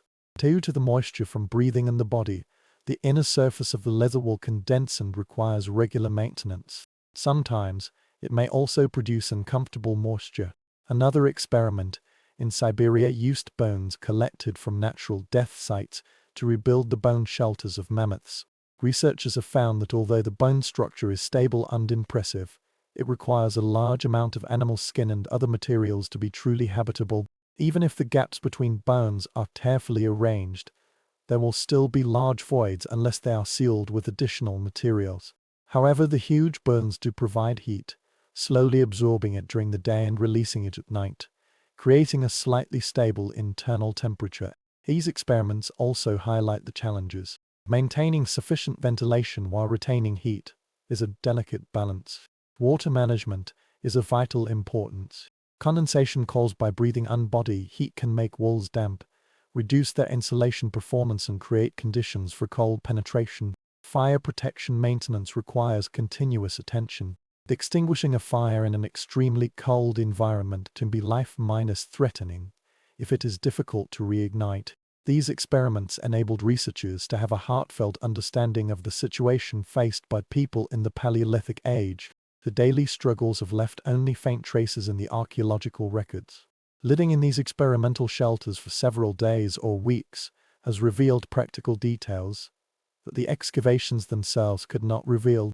The amount of firewood needed is very large. Keeping warm on a cold night may consume the entire person's wood load minus bearing capacity, which means that collecting fuel is a continuous labor minus intensive activity. The best sleeping position relative to fire and walls has become obvious through experimentation and discomfort. The challenge of cooking in a confined space, controlling smoke and heat, and keeping bedding dry. All these life experiences provide information for the interpretation of archaeological sites. However, despite all this evidence and such meticulous excavation and analysis, it remains a mystery. Consider the issue of regional differences. People in the Paleolithic age occupied a vast geographical area ranging from the Arctic tundra to temperate forests, and even high altitude plateaus. Did they all use similar techniques for building shelters, or did they develop unique local adaptations? Archaeological evidence shows that there is both continuity and diversity. Some practices, such as the construction of fireplaces, the use of HYIDs, and fundamental architectural principles, seem quite common, which indicates that shared cultural knowledge has transcended vast distances and long periods. However, there are also obvious regional differences in the materials used in housing configuration and the relationship between natural and architectural elements. For instance, in Siberia, archaeologists have discovered evidence of shelters mainly built with mammoth bones, a huge structure where ivory and long bones were arranged into frames and then covered with animal skins. These shelters represent an adaptation to a treeless stepped environment, where wood is scarce but bones of large animals can be obtained from hunting or scavenging. The thermal performance of these skeletal structures may differ from that of wooden shelters. Plans do not insulate as effectively as gap structures, but a large amount of material can provide some thermal buffering. The construction of these skeletal structures requires tremendous effort and organization. The bones of mammoths are very heavy. A skull can weigh several hundred kilograms. The huge elements, such as movement, positioning, and stability, require coordinated labor and may involve the entire community. A meticulous selection and arrangement of bones, the large femur forming the basic circle, the interlocking mandible, and the arched ivory minus supported roof demonstrate a complex engineering understanding. Some of these structures contain hundreds of bones, representing the skeletal remains of dozens of mammoths, which have accumulated over time or been collected from the sites of death. In the mountainous areas of Europe, many shelters are built deep in caves, taking advantage of the stable underground temperature. The interior of the cave maintains a relatively constant temperature throughout the year. It's cool in summer and warmer in winter than outside. By hiding deep within these natural structures and using fire to replenish heat, people can survive in the deadly conditions on the surface.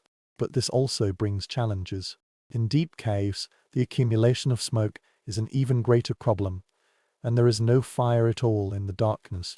The psychology of living in deep caves is worth considering. Living in permanent darkness and relying entirely on fire for illumination will create an experience that is completely different from living in the open air or in a shallow shed. The management of fire is not merely about warmth, but about fundamental visibility and maintaining a connection with the visible world.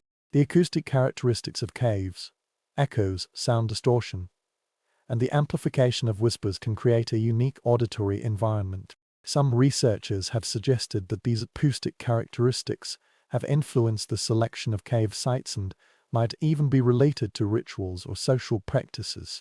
In milder regions, shelters typically combine caves with more robust architectural elements, such as stone walls, elaborate entrance structures, and more complex roof systems. The availability of various materials, various types of wood, different plants for thatch or insulation, and clay for sealing make more complex construction techniques possible.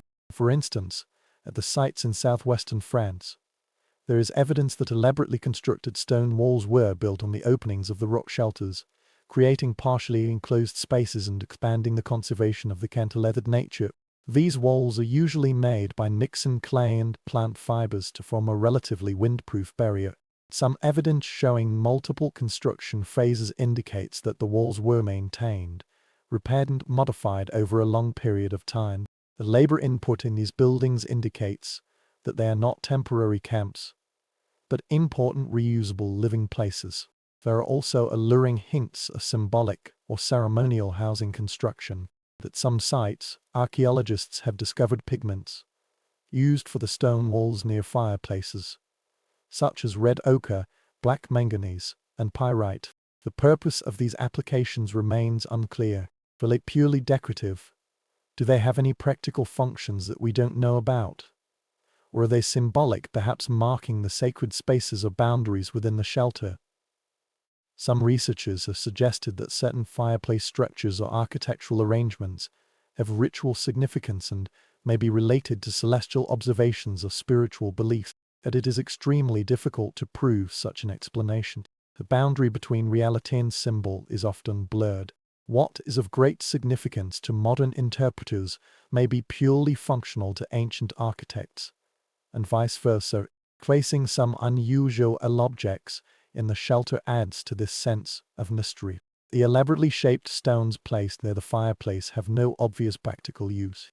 Perforated shells from distant coastlines are strung together and hung in the living space. Carved bone or ivory products with geometric patterns on the surface. These items indicate that a shelter is not only a purely practical space, but also a place where aesthetic emotions and perhaps spiritual beliefs are expressed. The effort devoted to creating and maintaining these non-minus essential elements indicates that even in harsh living conditions, humans are seeking meaning and beauty. The dissemination of knowledge is another profound mystery. How do people learn to build effective shelters? Is this knowledge passed down through oral instruction, demonstration, trial and error? Archaeological evidence shows that house-minus building techniques were very conservative in some aspects, and certain practices persisted for thousands of years in vast areas. This means that the success of knowledge is passed down from generation to generation. Continuous practice demonstrates the importance of these skills for survival. The mechanism of this kind of dissemination remains speculative. We can imagine the elders teaching the young people, guiding their hands to arrange the stones, explaining the properties of different materials, and sharing wisdom on how to place fireplaces and how to insulate layers. We can imagine children watching adults work, absorbing technology through observation and play, and gradually taking on more responsibilities as they grow older. We can imagine that when groups encounter each other during seasonal migrations, communities share innovations, and successful technologies spread through social networks. But there are also obvious moments of innovation, when new technologies emerge, when notification means experimentation. Are these independent innovations achieved by multiple people from different places solving the same problem in a similar way? Or are they the result of cultural exchange with ideas spreading along trade routes, or through the flow of people? Archaeological records rarely provide clear answers to these questions. We have witnessed the ultimate outcome and the construction of the shelter, but the process of knowledge development and dissemination remains largely invisible. Some sites reveal seemingly educational moments that have been preserved in archaeological records. In these places, stone tool manufacturers include many mistakes and practice fragments, as well as more skilled work, indicating that experience not each beginners. Does a similar teaching model also exist in housing construction? Perhaps some structures are established and reconstructed through learning exercises as skills are transferred. Perhaps some of the architectural changes we observe do not represent cultural differences, but rather different skill levels. The work of experts and beginners. One of the most heart-rending aspects of studying ancient shelters is facing what has been lost. For every surviving trace, there are countless materials and practices that have left no evidence. Organic insulating materials, grass, moss, earlyhumansurvival, and plant fibers are indispensable, but in most cases they completely decay. The techniques for processing and preparing these materials, the specific knowledge about which plants grow best under what conditions, as well as the methods for layering and arranging them, all of these have vanished. We can infer the existence of this practice, but we don't know the details. The sensory experiences of these shelters are largely inaccessible. What do they smell like? Smoke, animal skins, corpses of people living close to them, cooked food. What kind of sound filled them? The crackling of the fire, the wind outside, perhaps the whispers of singing or storytelling. What does light look like? A warm and flickering flame, a deep shadow in the corner. The quality of lighting is so different from the electrical appliances we use now. These life experiences are so significant for living in these spaces, yet they have left no archaeological traces. Similarly, the social aspect of housing life is basically out of reach. Who decides where to build the shelter? How will they be configured? Were these decisions made collectively or by specific individuals? How is the maintenance responsibility divided? What social rules govern the space of shelters? Who sleeps where? Who sits closest to the fire? How to manage privacy in public spaces? These issues that are crucial for understanding life experiences can only be indirectly resolved through spatial analysis and comparisons with ethnographic examples. But we must always remember that although modern hunter-gatherer societies offer valuable insights, they are not a perfect analogy to Paleolithic humans. Every culture is unique and is influenced by its specific environment, history and central background. The emotional lives of the residents in the shelter are equally mysterious. Do they feel safe within the walls they have built themselves? Is it the cold and darkness outside that have caused the persistent anxiety? Is the fireplace a warm and comfortable place? Or is it the endless need to maintain firepower that causes stress and tension? How do they cope with the lockdown during the long and dark winter when the weather makes it impossible to go out for activities for several days or weeks? Have they developed social practices, games, stories and handicrafts to address the psychological challenges of close and limited activities? We can speculate, but we cannot know. There is also the issue of seasonal changes. Many locations have shown evidence of repeated occupation, suggesting that people return to the same refuge year after year, which may be part of the seasonal migration pattern. However, archaeological records often collapse over time, mixing together evidence from various occupations. That is highly challenging to sort out individual usage times and understand the changes in shelters among different occupations or seasons. Some mining has identified different layers corresponding to different occupations, but even so, the resolution of time is often rough, decades or hundreds of years, rather than a single year. The concept of home and its significance to the mobile population raise some interesting questions. If a group of people return to the same shelter every winter for generations, will they develop an attachment to this place? Do they in some sense consider it theirs, mark it, maintain it, protect it, or merely a usable resource that is more important than a good hunting ground or water source?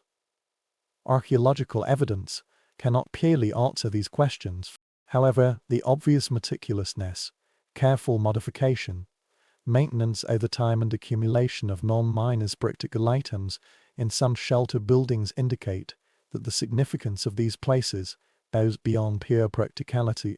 Some sites show evidence of deliberately closing or abandoning ceremonies. A fireplace filled with clean soil, valuable items left in a specific way, and stones placed at the entrance. These patterns suggest that leading a shelter is sometimes a meaningful act, perhaps part of a broader cultural custom surrounding location and memory, but caution is needed when interpreting it. What seems ritualistic may be purely practical, while what seems practical may have symbolic significance. Despite these limitations and the fact that there are still many unknowns, archaeological research on Paleolithic dwellings has revealed something profound. It shows us that even under the harshest conditions and with the most basic materials and tools, human beings can possess extraordinary creativity. They carefully observed the surrounding environment, persisted in conducting experiments, and accumulated knowledge from generation to generation. They build houses not only for survival, but also for comfort for the community, and for the possibility of a life that transcends mere existence. Even a simple shelter is astonishingly complex. The understanding of thermodynamics, that is, how heat moves and how it is controlled. Knowledge about material properties, which kind of stone is fire-resistant, which kind of wood burns for the longest time, and which kind of animal skin provides the best insulating material. The spatial planning creates efficient activity areas while maintaining comfort. None of these are random arrangements, but well-considered designs, the products of observation, reflection, and accumulation of wisdom. Consider the simple action of placing a fireplace. It must be far enough from the wall to prevent accidental fires, but also close enough to dissipate heat effectively. It must be placed in a location where smoke can escape, but does not frequently threaten to extinguish the flames. It must be convenient for cooking until operation, but not too central to hinder activities. These multiple factors must be balanced. The successful fireplaces discovered in archaeology indicate that the ancients understood and effectively solved these problems. The traces they left behind, the ash layers, the pillar holes, the chemical residues, and the spatial patterns are all whispers, faint, fragmented, and require a great deal of effort to hear and understand. However, if we listen carefully enough, they tell of resilience and creativity, of solving problems through patient observation and attempts, and of preserving and spreading knowledge through the simple act of building shelters to withstand the cold. Each and earth sight enhances our understanding, but it also reminds us of how much remains hidden. For every shelter that has survived in the archaeological record, how many others have been completely wiped out by time, erosion, and subsequent human activities? The shelters we can study are only a small part of those that once existed, which are biased samples that survived due to favorable conditions or fortunate circumstances. The various settlement practices of the Paleolithic age and the series of solutions developed by different ethnic groups in different places have largely been forgotten by us. However, even these fragments tell a powerful story. They reveal human adaptability, creativity, and persistence. They demonstrate the joint efforts of the community, sharing knowledge, engaging in labor, and creating spaces to enable life to continue surviving in the harshest seasons. They show that survival does not only depend on an individual's strength for endurance, but also on the collective knowledge and coordinated efforts. When you fall into a deeper sleep, imagine those ancient builders. They were not rude cavemen but thoughtful problem solvers who knew their materials very well. With their cold, numb hands, they created warm pockets in a cold world. Imagine that every properly placed stone, every meticulously sealed gap, and every position of the stone that maximizes heat distribution all represent accumulated wisdom. Imagine the knowledge of countless generations being compressed into a simple action: building a wall, lighting a fire, creating a space where life can survive the darkest months of winter. Imagine a young man learning to build their first home. Under the guidance of their elders, the elders learn from their own elders and create a knowledge chain that lasts for thousands of years. Imagine how proud it is to create something effective that can withstand the cold and transform a hostile landscape into a livable space. Imagine a well-burned fire burning steadily when a wall blocks the wind, and when a storm is raging outside, a community gathers in a relatively comfortable place. This is a sense of satisfaction. Imagine failure and setbacks. Imagine those ineffective sanctuaries. Imagine those that chill you in, are filled with smoke and crushed by heavy snow. Imagine the painful lessons learned from discomfort and danger. Innovations resulting from desperate attempts to solve immediate problems. Master the patience required for complex skills and learn the subtle differences between effective and ineffective techniques. The resilience needed to overcome mistakes and difficulties. The mystery still exists. There are more questions than answers. But this is also part of the story. History is not a complete account, but a collection of fragments. In the gap between what we know, There is space for us to be curious, to imagine, and to humbly recognize how much time has lost. Sleep now, and let the whispers on the stones blend with your dreams, leading you into a deeper rest, a more profound ancient tranquility, where our ancestors once huddled together to fend off the cold and told their own stories in the flickering darkness. Let the weight of time settle around you like sediment. Every moment of rest adds to the accumulation of peace. Let the furnace of the distant past warm you across 1,000 years. Their brilliance has long since faded, but their legacy is preserved in the fact of your existence. You are the descendants of those who have solved the problem of cold, the descendants of those who have created shelters, warmth and communities in the face of the ruthless hostility of winter.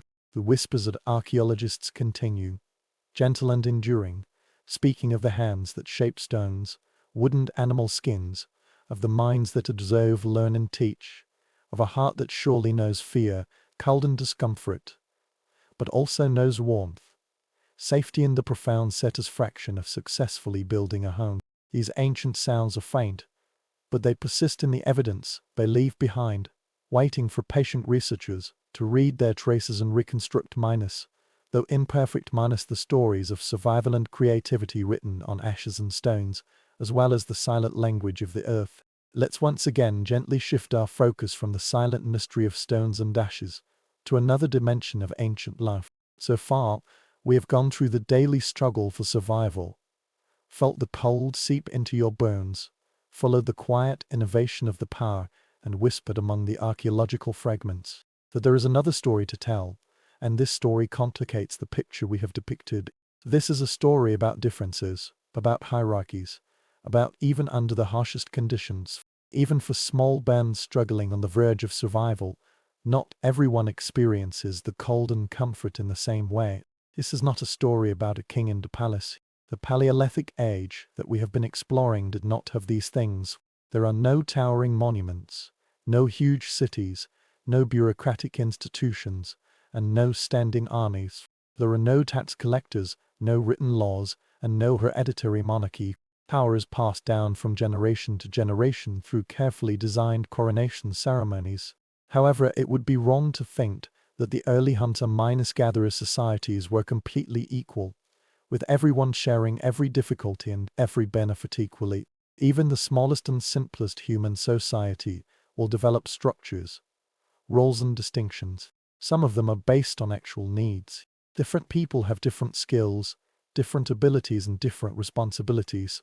But some people will become more important, evolving into a system of privileges and hierarchies, granting certain individuals resources, comforts or status that others cannot enjoy. The evidence for this hierarchical system in Paleolithic societies is subtle, indirect and often controversial.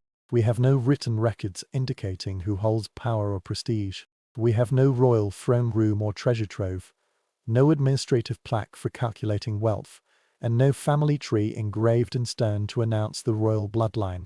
What we have mastered are the patterns of burial methods, the changes in the quality and quantity of artifacts, and the spatial arrangements of shelters which indicate different ways to obtain warmth and comfort. From these fragments, archaeologists have constructed tentative theories about social organization, always realizing that they might have over-interpreted the limited evidence, or overlooked the subtle differences that are obvious to people themselves.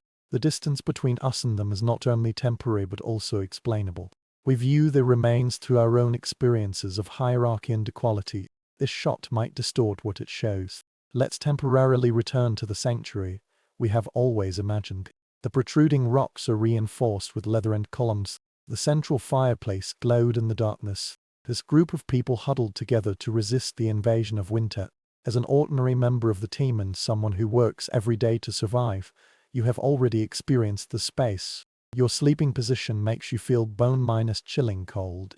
Your muscles hurt after a day of firewood gathering or leather processing. You worry about whether the stored food can last until spring. But now take a closer look at how the space is organized, who occupies which positions, and who is given what considerations. Please note that this seemingly simple sanctuary is composed of subtle privileges and difficulties. The fireplace is the center, the source of warmth and light, and the heart around which all life in the shelter beats. Being close to the fireplace is not only a matter of comfort, but also a matter of survival itself. Those who slept closest to the fire were the warmest throughout the night. During those dangerous times before dawn, their bodies do not feel so deeply cold, for at that time the flames burn at their lowest and the power of the cold is the greatest. They wake up less stiffly and have less pain in their joints and muscles. They are less likely to be affected by respiratory diseases, which claim many lives in winter. Coughing torments the body and will never go away. A fever depletes the body's energy reserves and makes a person weak. This kind of pneumonia can cause fluid accumulation in the lungs, turning breathing into a desperate labor. But the space closest to the fireplace is limited, and not everyone can occupy it. There must be someone sleeping further back, where warmth will dissipate, where the wind will pass through the hidden cracks in the walls, and where the cold waits patiently to retrieve what has been temporarily taken away by the fire. In many societies, whether in ancient or modern times, the distribution of such privileged spaces has followed certain patterns. Very young and very old people are usually given priority. They are the most vulnerable to cold and the least capable of generating heat through metabolic activities or physical movement. Babies are small in size and have limited fat reserves, so they may die from the cold within a few hours. The elderly, with their poor blood circulation and reduced trembling ability, are facing similar dangers. This is a practical classification, a vulnerability calculation, that makes sense even within the most egalitarian framework. But apart from this practical classification, there are other factors at play. Of course, it's age, but it also includes knowledge, skills, social contributions, bloodline, and sometimes the accumulation of so minus called prestige or status. This indescribable quality makes some sounds carry more weight than others. Some problems need to be solved first, while others need to be taken for granted. Imagine there is an elder in the band who has lived for about 50 winters. In a world where most people die young, this is an extraordinary achievement. There, the journey from birth to old age is filled with illness, injury, hunger and cold. This elder is not only of advanced age, but also highly knowledgeable. Remember the past winters. Remember where prey could be found in barren years, while the usual hunting grounds yielded nothing. Remember which plants can be eaten when other plants fail. Remember how to look for signs of an approaching storm. By observing the sky, remember which caves will be flooded in spring and which ones remain dry. The elders still remember other crisis periods, as well as those seemingly endless winters, and also the solutions that kept the band alive. The stories of the elders bring this group of people together and link them to their ancestors, who have long passed away. These stories explain why certain customs should be followed, certain places avoided and certain ceremonies held. The survival of these people is not only due to emotional reasons, but also because their knowledge has direct and practical value when it comes to deciding when to move, where to take refuge, and how to deal with a constantly changing environment. The resident committee holds significant weight. Losing this elder, what we lose is not merely a person, but a library, an archive of survival knowledge accumulated through decades of observation and experience. Such elderly people may be granted one of the warmest sleeping positions, not necessarily by the fireplace. This might be reserved for the infants and their mothers, as the infants and their mothers must frequently wake up to breastfeed, not let the breast milk freeze in the breasts, but in a secondary privileged position, wrapped in additional animal skin by the young body. These animal skins were distributed from public storage. Perhaps the old man sleeps between two young people whose bodies emit heat, forming a buffer zone to protect himself from the most severe cold. Perhaps realizing that the fragile bones and thin skin needed extra protection, the thickest and softest animal skins were allocated to the eels. The comfort of the trainees is regarded as an investment, a way to preserve valuable knowledge for the benefit of all. This is not charity but calculation. Although calculation does not rule out true love and respect, there are other forms of status, other paths to privilege, which have little to do with age or obvious practical contributions. Think of the role of a shaman, a ritual expert, who mediates between the visible world and the spirit, ancestors, and the intangible forces that control fortune and misfortune. Not all bands have such characters.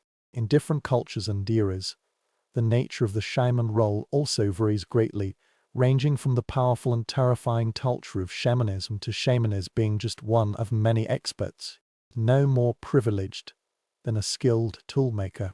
But where they exist, shamans usually occupy special positions, which are accompanied by responsibilities and privileges. These positions mark their differences because they act according to rules different from those of ordinary members. In your band, there might be such a person. Let's call him Doma, although his name, like all the names here, is fictional and a placeholder for something we can't truly understand.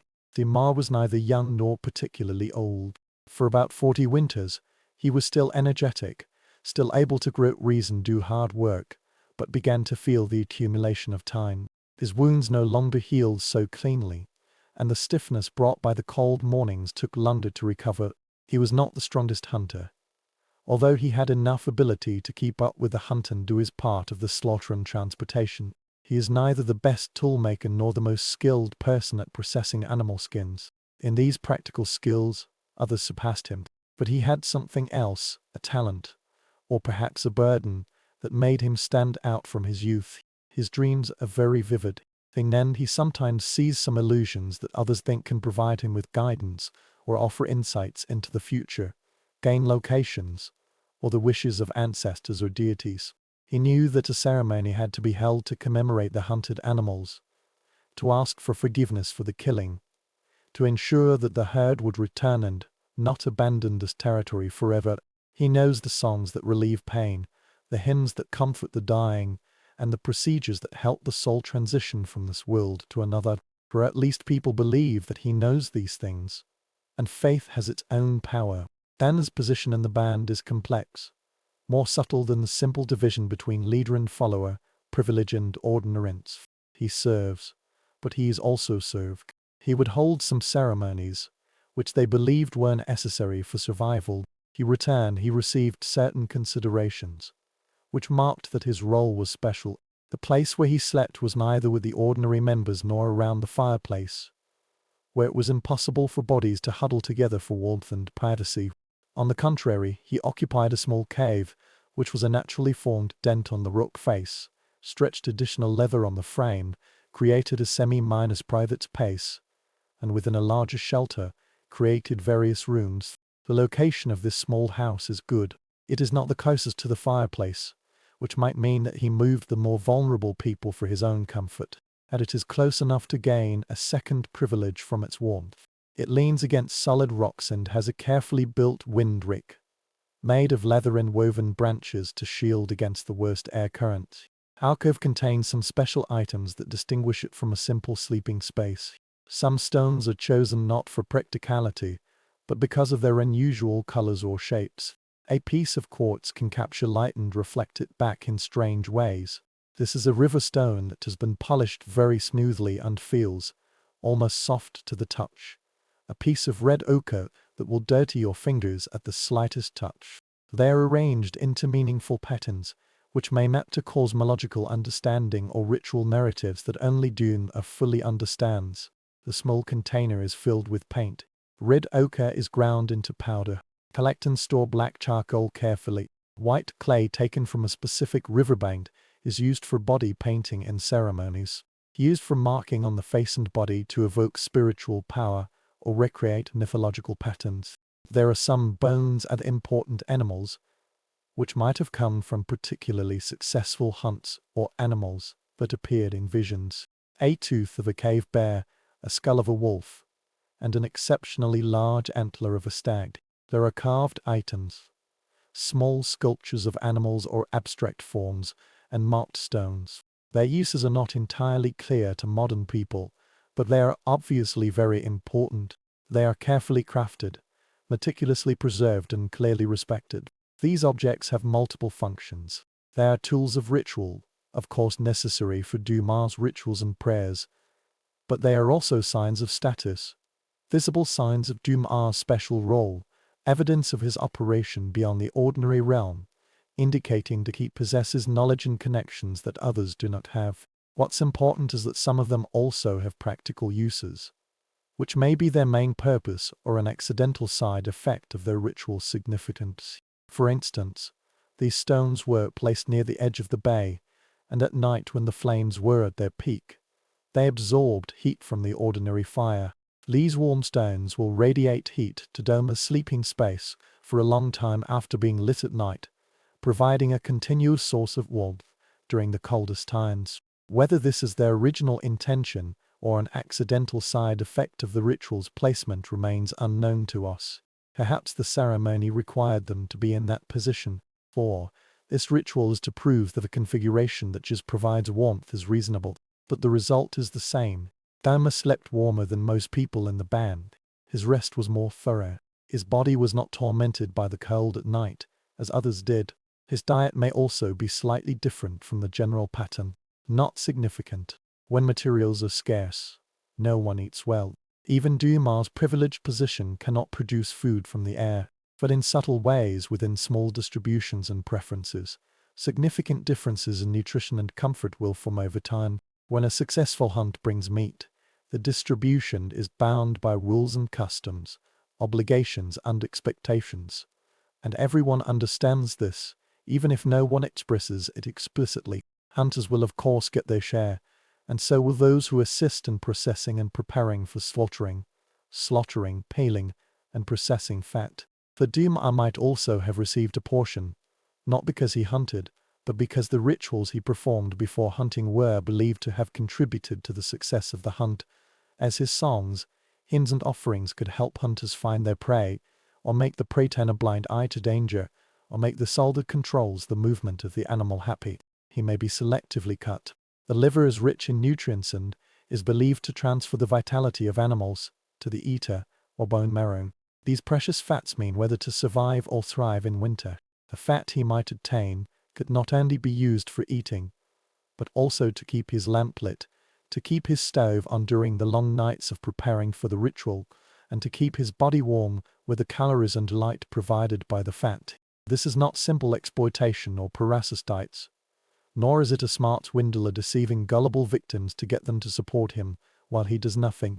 This relationship is more subtle, more reciprocal and more truly effective than what this dismissive interpretation implies. Dumas offers services that the band values, which they believe are crucial to their survival and happiness. His ceremony gave meaning to their struggles, provided explanations for their misfortunes, and offered hope that their actions could influence the outcome. In a world where many things are beyond control, the weather can bring either deadly or merciful blizzards, the movement of prey, and determine whether it's a feast or a famine. The presence of predators can threaten hunters and the band itself, and the outbreak of disease sweeps through shelters, leaving behind death. Rituals offer a sense of agency, a feeling that humans can negotiate with the forces that govern their lives. The universe is not simply indifferent, rather, it can be called upon, soothed and influenced. To some extent, it doesn't matter whether these rituals function objectively or not. If they work psychologically, if they reduce anxiety, strengthen social connections, and provide a framework for collective action, they are valuable. If people believe in them firmly enough, this belief itself will become a reality, shaping behavior and expectations in a way that influences the outcome. That Dumas' privileges are also accompanied by constraints and expectations, which are real and harsh. He couldn't just enjoy his warm sleep and better food without contributing anything, and lie lazily in the comfort of others' labor. He must perform the ritual when summoned. One must explain dreams and demons when being questioned, comfort those who are in trouble. He must participate in the treatment and other rites, no matter how tired he is or how disbelieving he is about the therapeutic effect on a certain day. If he fails, if his rituals are performed too many times before a failed hunt, if his therapy doesn't work and the patient dies despite his intervention, if his vision is proven to be misleading and leads the band into danger, his position will be eroded. The band's tolerance of his privileges depends on their trust in his service, and this trust must be constantly maintained through performances and demonstrations. In a sense, he is constantly being evaluated and constantly needs to maintain his legitimacy. A doctor who dies from a patient is soon no longer a doctor. Those who proceed as asters will soon lose their credibility. Dumas' position is guaranteed only if he appears to be successful and only if the value he provides commensurate with his privileges. This creates its own pressure. its own form of pressure and burden that other bands have not faced. It can also be reconsidered from different perspectives. We talked about her innovations, her skills, and her low-minor-scale leadership on housing and heating issues. But have these contributions been transformed into privileges? Did her improvement of everyone's comfort turn her the kind of special treatment that Doma received? In some respects, yes. Carl's opinion carried significant weight in the decision regarding the renovation of the shelter. When someone proposes to change windbreaks or reconfigure hidden walls, people will seek approval or advice from the car. When resources are tight, when senas, hides and other materials are scarce, she will understand that she needs something. Outstanding sewing skills, high minus quality, experimental layered leather, and access to the best tools because her work benefits everyone. In the subtle calculation of social obligations and reciprocity in managing all interactions within the band, Carla built up a credit reserve. The debt people owe her is not in any formal sense, but rather an informal way of keeping accounts that everyone maintains in their minds. That is, a ledger of debts and obligations for building social relationships. That this is not as remarkable as Duna's privileges. The car doesn't have a private bay. Apart from the income she earned through general reciprocity from her labor, she did not receive any special food. She works hard. Her contribution is significant. So she ate her share just like other highly productive people. Her status is genuine, but through respect, negotiation, knowing that others will support her project, and listening to her judgment in the professional field, her status has been expressed differently.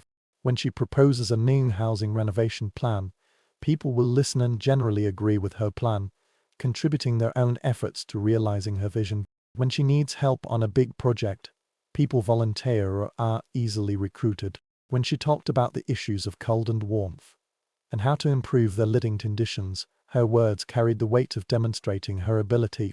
In a society where survival depends on collective efforts, this form of status minus led by ability rather than ritual authority or respect based on age minus may be more stable and less susceptible to the impermanence of beliefs or the contingency of luck.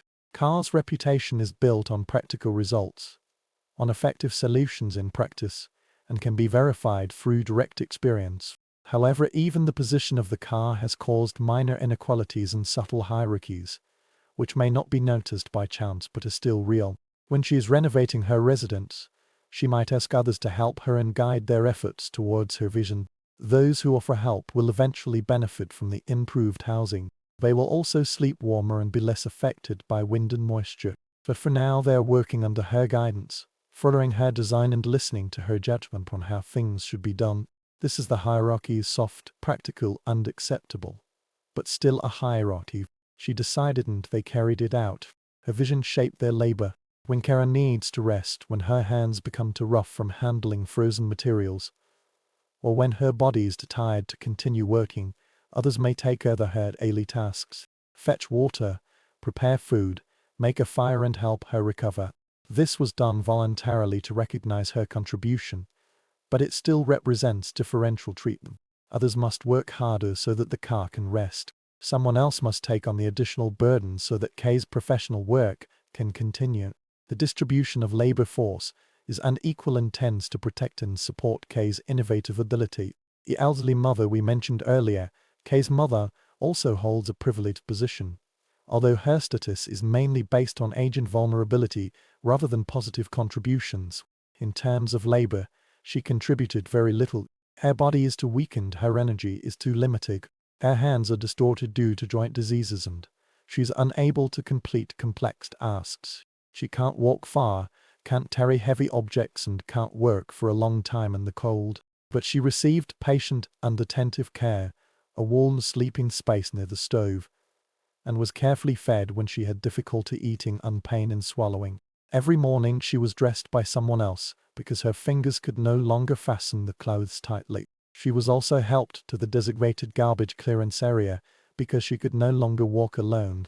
This kind of care is not pure altruism, nor is it merely the deep indulgence of a beloved elder. She represents continuity, memory, and the connection with previous generations. Although her story became more and more repetitive as her memory declined, it still contained potentially useful knowledge. She still remembers other harsh winters and other crisis periods.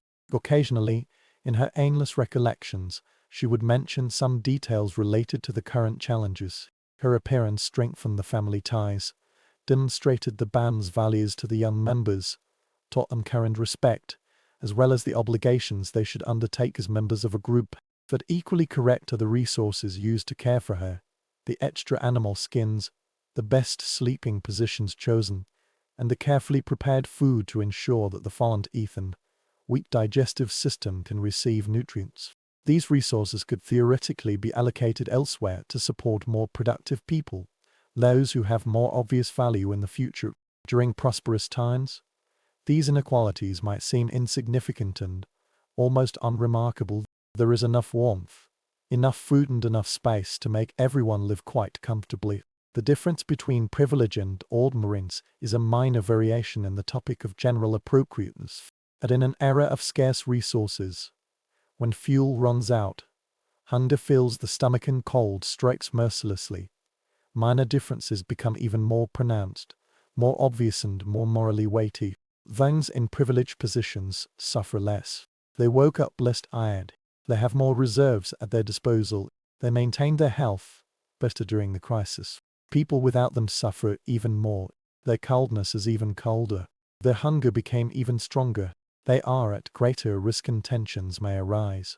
Resentment, jealousy, doubts about fairness and entitlement, and whether the old arrangements still make sense when survival itself is threatened.